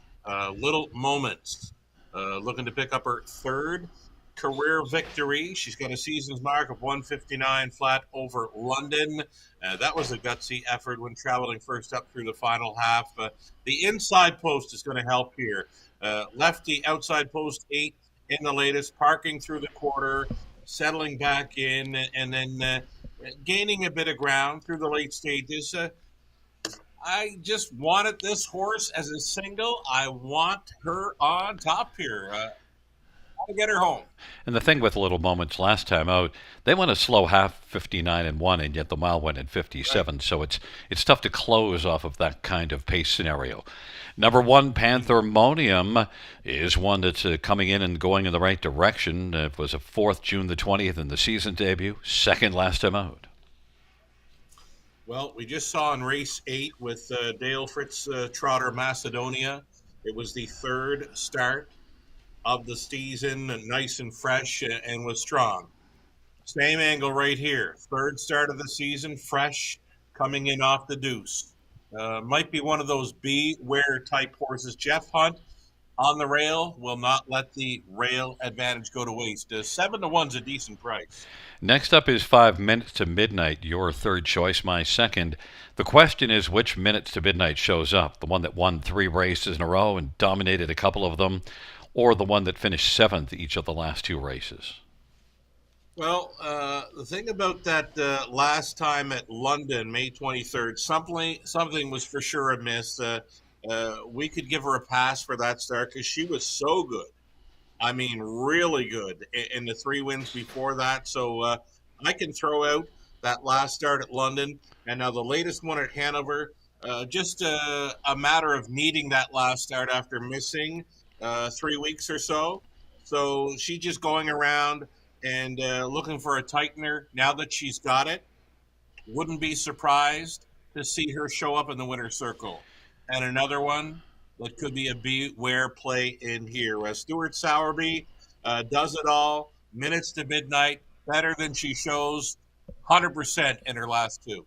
Number 4, McWicked Move, is one that had just one start this year. And last time out, didn't do much, didn't make much of a move until late, but then made a move. Big move, right? Come from last, past 4 horses through the stretch to be 4th. Second start of the season angle, and the players are coming for this one late. 5-2, second choice. The late action is coming for her. I think another one to watch is Night Dancer. This is one that came from the trailer post last race to come on and finish 4th in 55-2. I don't mind this one either. She seems to like a bigger track more than we had her in London through the spring, and I think she's a big track horse. Well, Grand River is now a big track, 5/8, right? Absolutely. Well, we'll see if she has a big outing. Panthermonium, Little Moments, Night Dancer on the inside, McWicked Move, and Minutes to Midnight in the center. To the outside, Better Than Crush, Safe Passage, and Better Than Awesome. It's a field of 8 for the 9th race.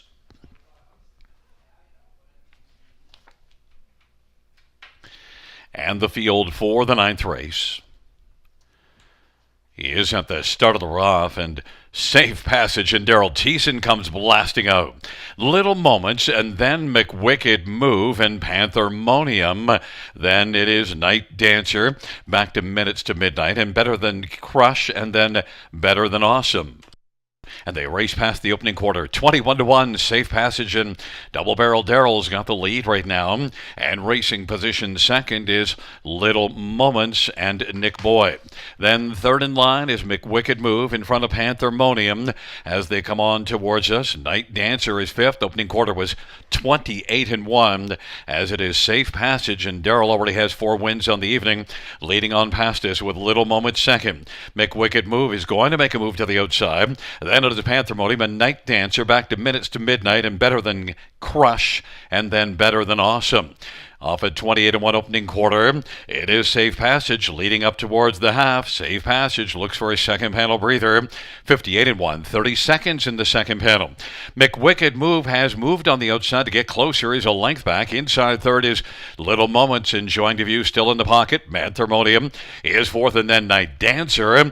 And Minutes to Midnight way back. Better Than Crush, and then Better Than Awesome, who's right now better than none. It is Safe Passage who leads as they march up to three quarters. Safe Passage at 21-1 still has the lead, and for now is holding off McWicked Move, but might have to deal with Little Moments, who's getting a big trip on the inside. Panthermonium's racing fourth, and Safe Passage, and now McWicked Move is coming on. McWicked Move against Safe Passage, and then Panthermonium, and Little Moments is waiting for the passing lane. Safe Passage and McWicked Move. Safe Passage is dug in. Safe Passage as they come on to the finish. Safe Passage, and Daryl Thiessen, as he passes in front of us, wins his fifth on the evening. Panthermonium on the outside with Little Moments and McWicked Move, 155-2. Safe Passage, safe to say that Daryl is kind of hot right now. Well, hate to say I told you so, but I think back around race 3, I say you might want to circle up everything Daryl's driving tonight. Well, here he is showing up at 21-1 with his drive for 5, and yes, indeed, great shot at a Friday night 6-pack in the finale with Chip Happen. Yeah, and this is one that raced in a non-winners of 3 at Georgian 2 starts ago to finish 4th, and then the last race wasn't as good, but Daryl back aboard with Safe Passage, didn't drive last time out. And, well, as I said, safe to say, Daryl is kind of having himself what you'd call a night. Oh, big time. I mean, so zoned in. Great to see. He loves the big crowd. We've had him in London on some of our big days, big nights, and here he is. Check him out. He's just having a ball tonight, and I'll look forward to seeing him in race 10 to try to come right back with Chip Happen. But this is a nice trip. Took on all comers. The outside post 7 and did not fizz. Thiessen was sending this one to the lead and was able to fight on through a 28 flat third quarter, and enough to hold on for victory at 21-1. Safe to say there'll be no live plays on the end of the Pick 5. Looks like a Pick 5 carryover into Monday evening at the River. 21-1, and the one thing too, Daryl sent this one. This one didn't show a lot of gate speed before this start, but double barrel Daryl, he had both barrels firing with Safe Passage. Indeed. I mean, he's not intimidated with a horse that might show not a whole lot in the program, like what we just saw. Safe Passage, outside post at the River. No fizz, does not bother Daryl at all. Just his confidence level so high tonight. Back in front of us, Safe Passage, Daryl Thiessen. Double barrel Daryl guns him down 5 times this evening. Safe Passage, a 5-year-old, Better Is Delight Bay mare, owned by Mike and Phyllis McLennan. Mike McLennan's the trainer. 3rd win for Safe Passage this year. 3rd win lifetime. Safe Passage victorious, 155-2. That's a new career mark.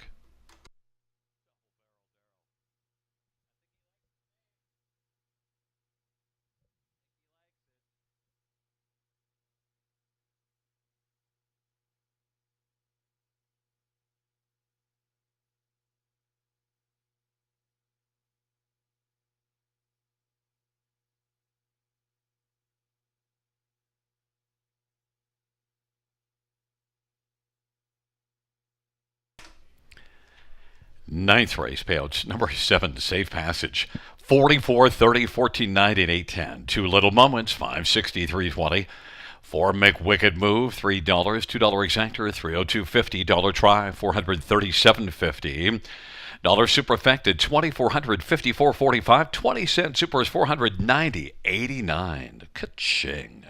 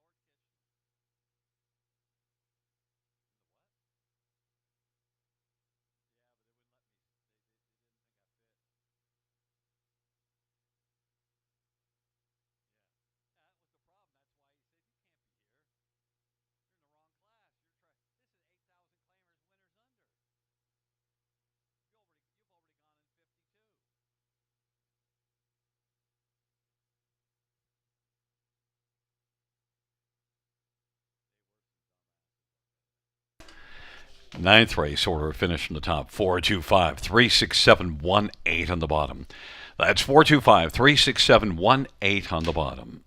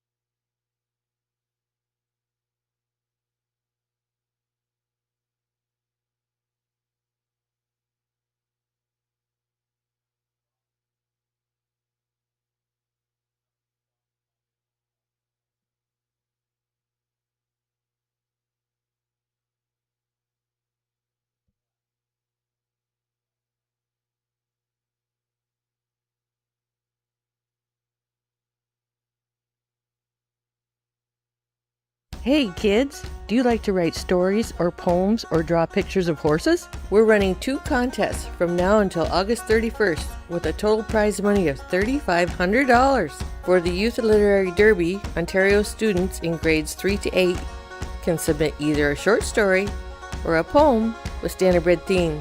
Poems and stories are judged separately. If you like to draw, then the Youth Art Derby might be for you. This one is open to students in grades 3 to 12, and you can do a drawing or a sketch of anything standardbred related. Check out our website for more inspiration and more information, bgracingalliance.ca.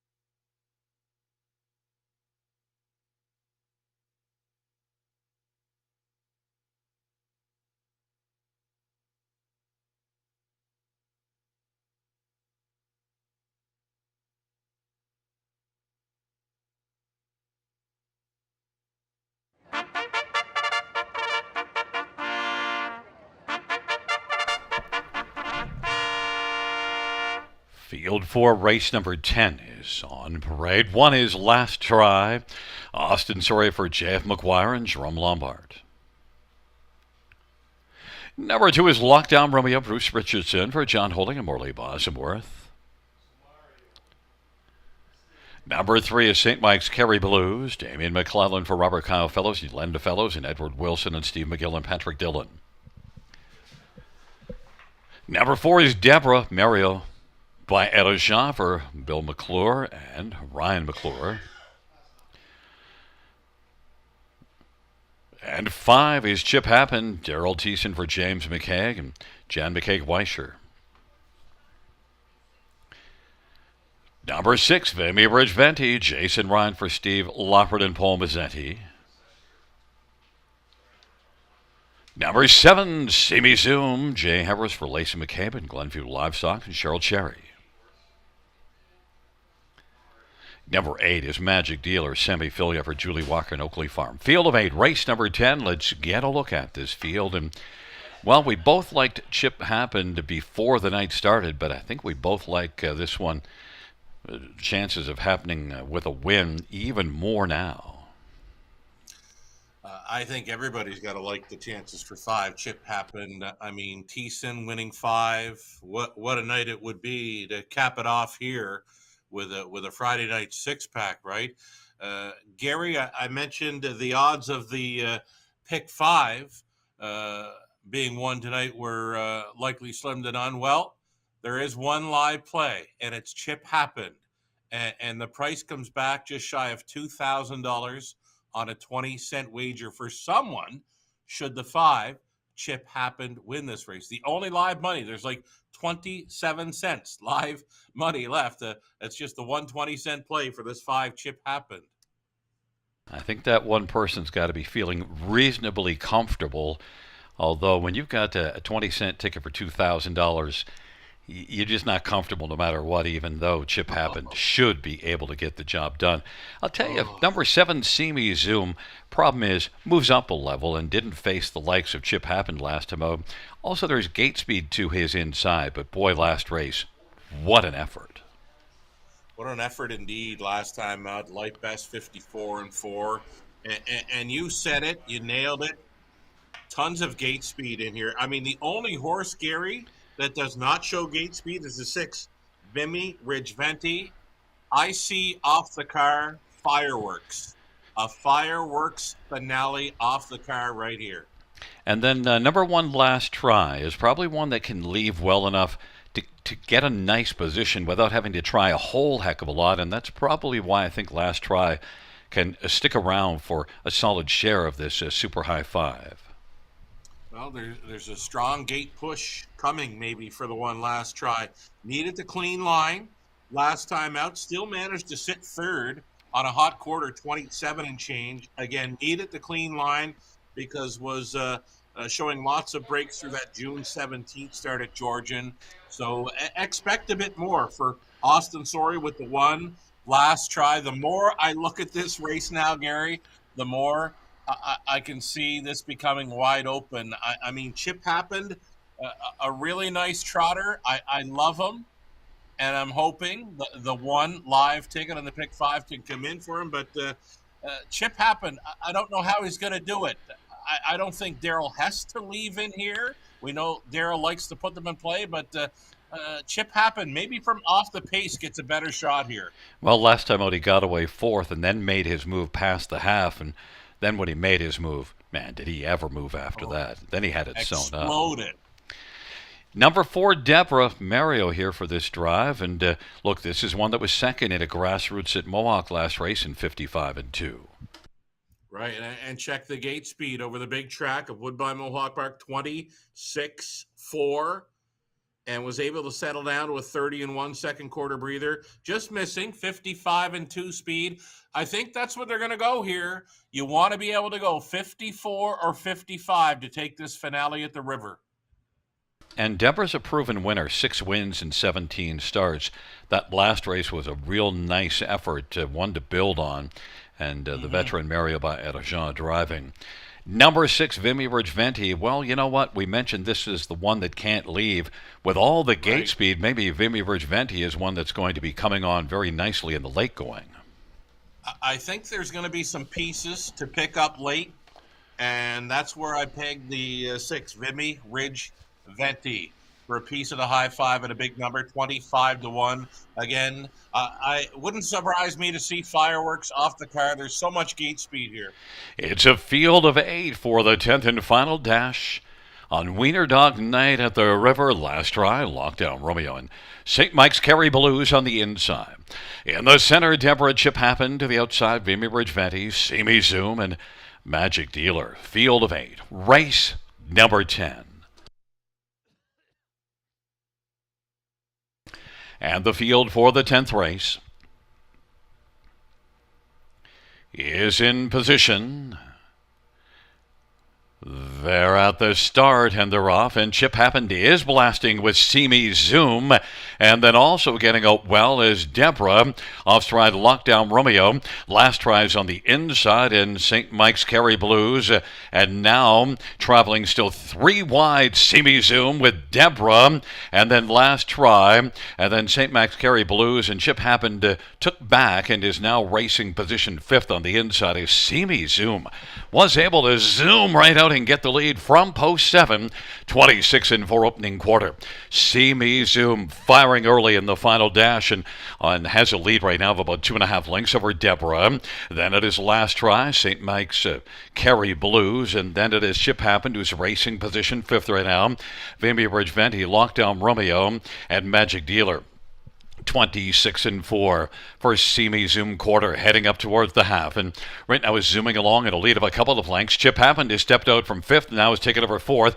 It is Deborah who's racing second, and now Chip Happened on the outside is coming on and is taken third. Fourth is Last Try, 56-2 halftime.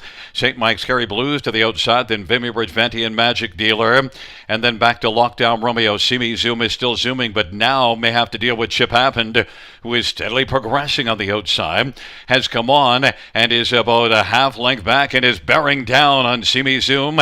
Chip Happened in Simi Zoom, 1:25-3 the three-quarter time, and Chip Happened now is forged to the front. Simi Zoom, St. Mike's Kerry Blues, Deborah went off stride. Last Try is fourth in Vimy Bridge Venti.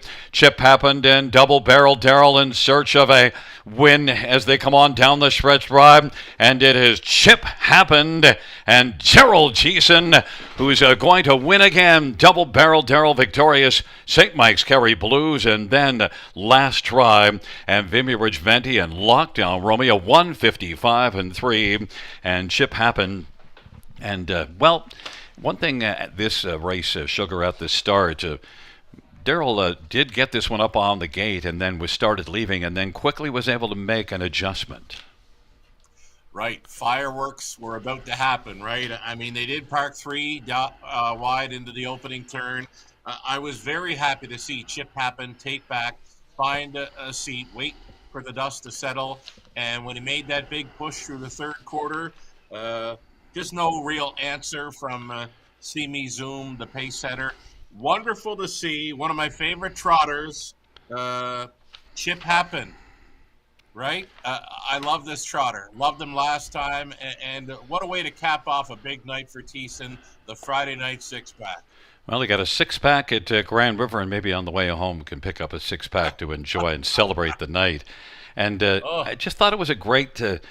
you see how you've got to make up your mind. He left, but then very smartly, he did not get caught up in that early battle and said, I got to take back, because he came from a little bit off the pace last time out, and that's what he did here. And a very manageable trotter. It's not easy to have a trotter back off like that, especially a young one. You know, this trotter, she's out of a champion roadster.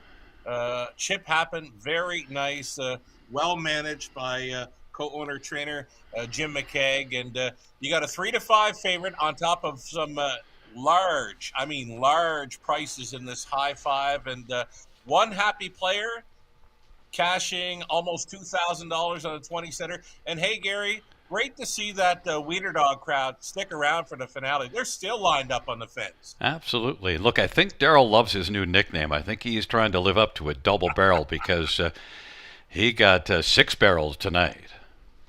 Oh, the six-shooter. He pulled out the six-shooter, right? Oh, I should have picked that. He's not a double barrel shotgun tonight. He was a six-shooter. There you go. Well, we'll talk to you again on Monday night.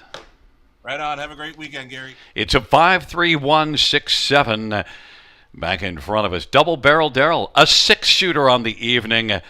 Guns him down for 6 wins. Chip Happened, a 4-year-old. Looks like a Chippendale Bay gelding by James McKeag and Jen McKeag-Weischer. James McKeag, the trainer. Second win on the season, 8th lifetime for Chip Happened. Double Barrel Daryl, a six-shooter. And the evening here at Grand River Raceway, taking the 10th with Chip Happened in 1:55-3.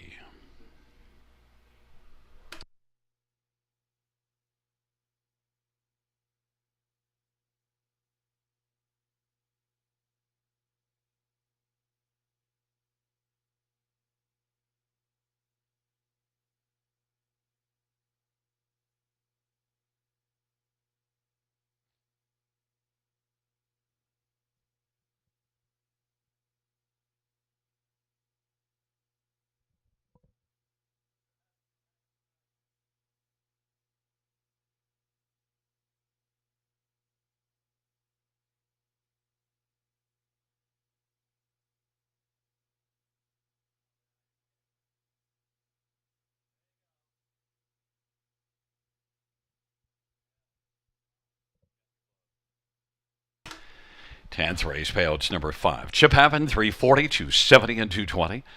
3 St. Mike's Kerry Blue, 1740, 740. One last try, $5.70, $2 exactor, $54.70. Dollar try, $121.50. High five carryover of 2,800, 2610. $2 double of 7 and 5, $110.80. Dollar pick 3, $500.50. Dollar pick 4, $1,050.25. And we had a 20-cent pick 5, 1,800. I'm all choked up. 1,867.72. Ka-ching.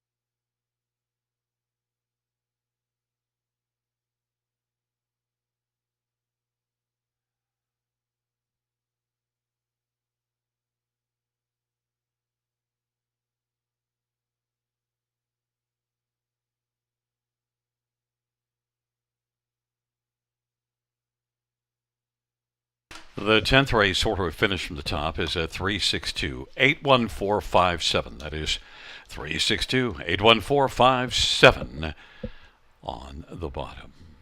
Well, fans, that concludes the live harness racing program for this Friday evening at Grand River Raceway.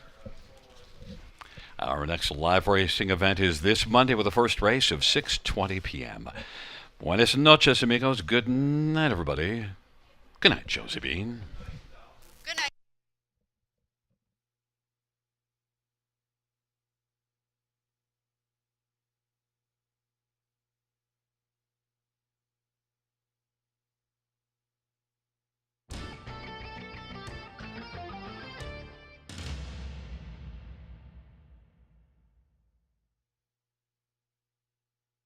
Magic Dealer, Field of 8, Race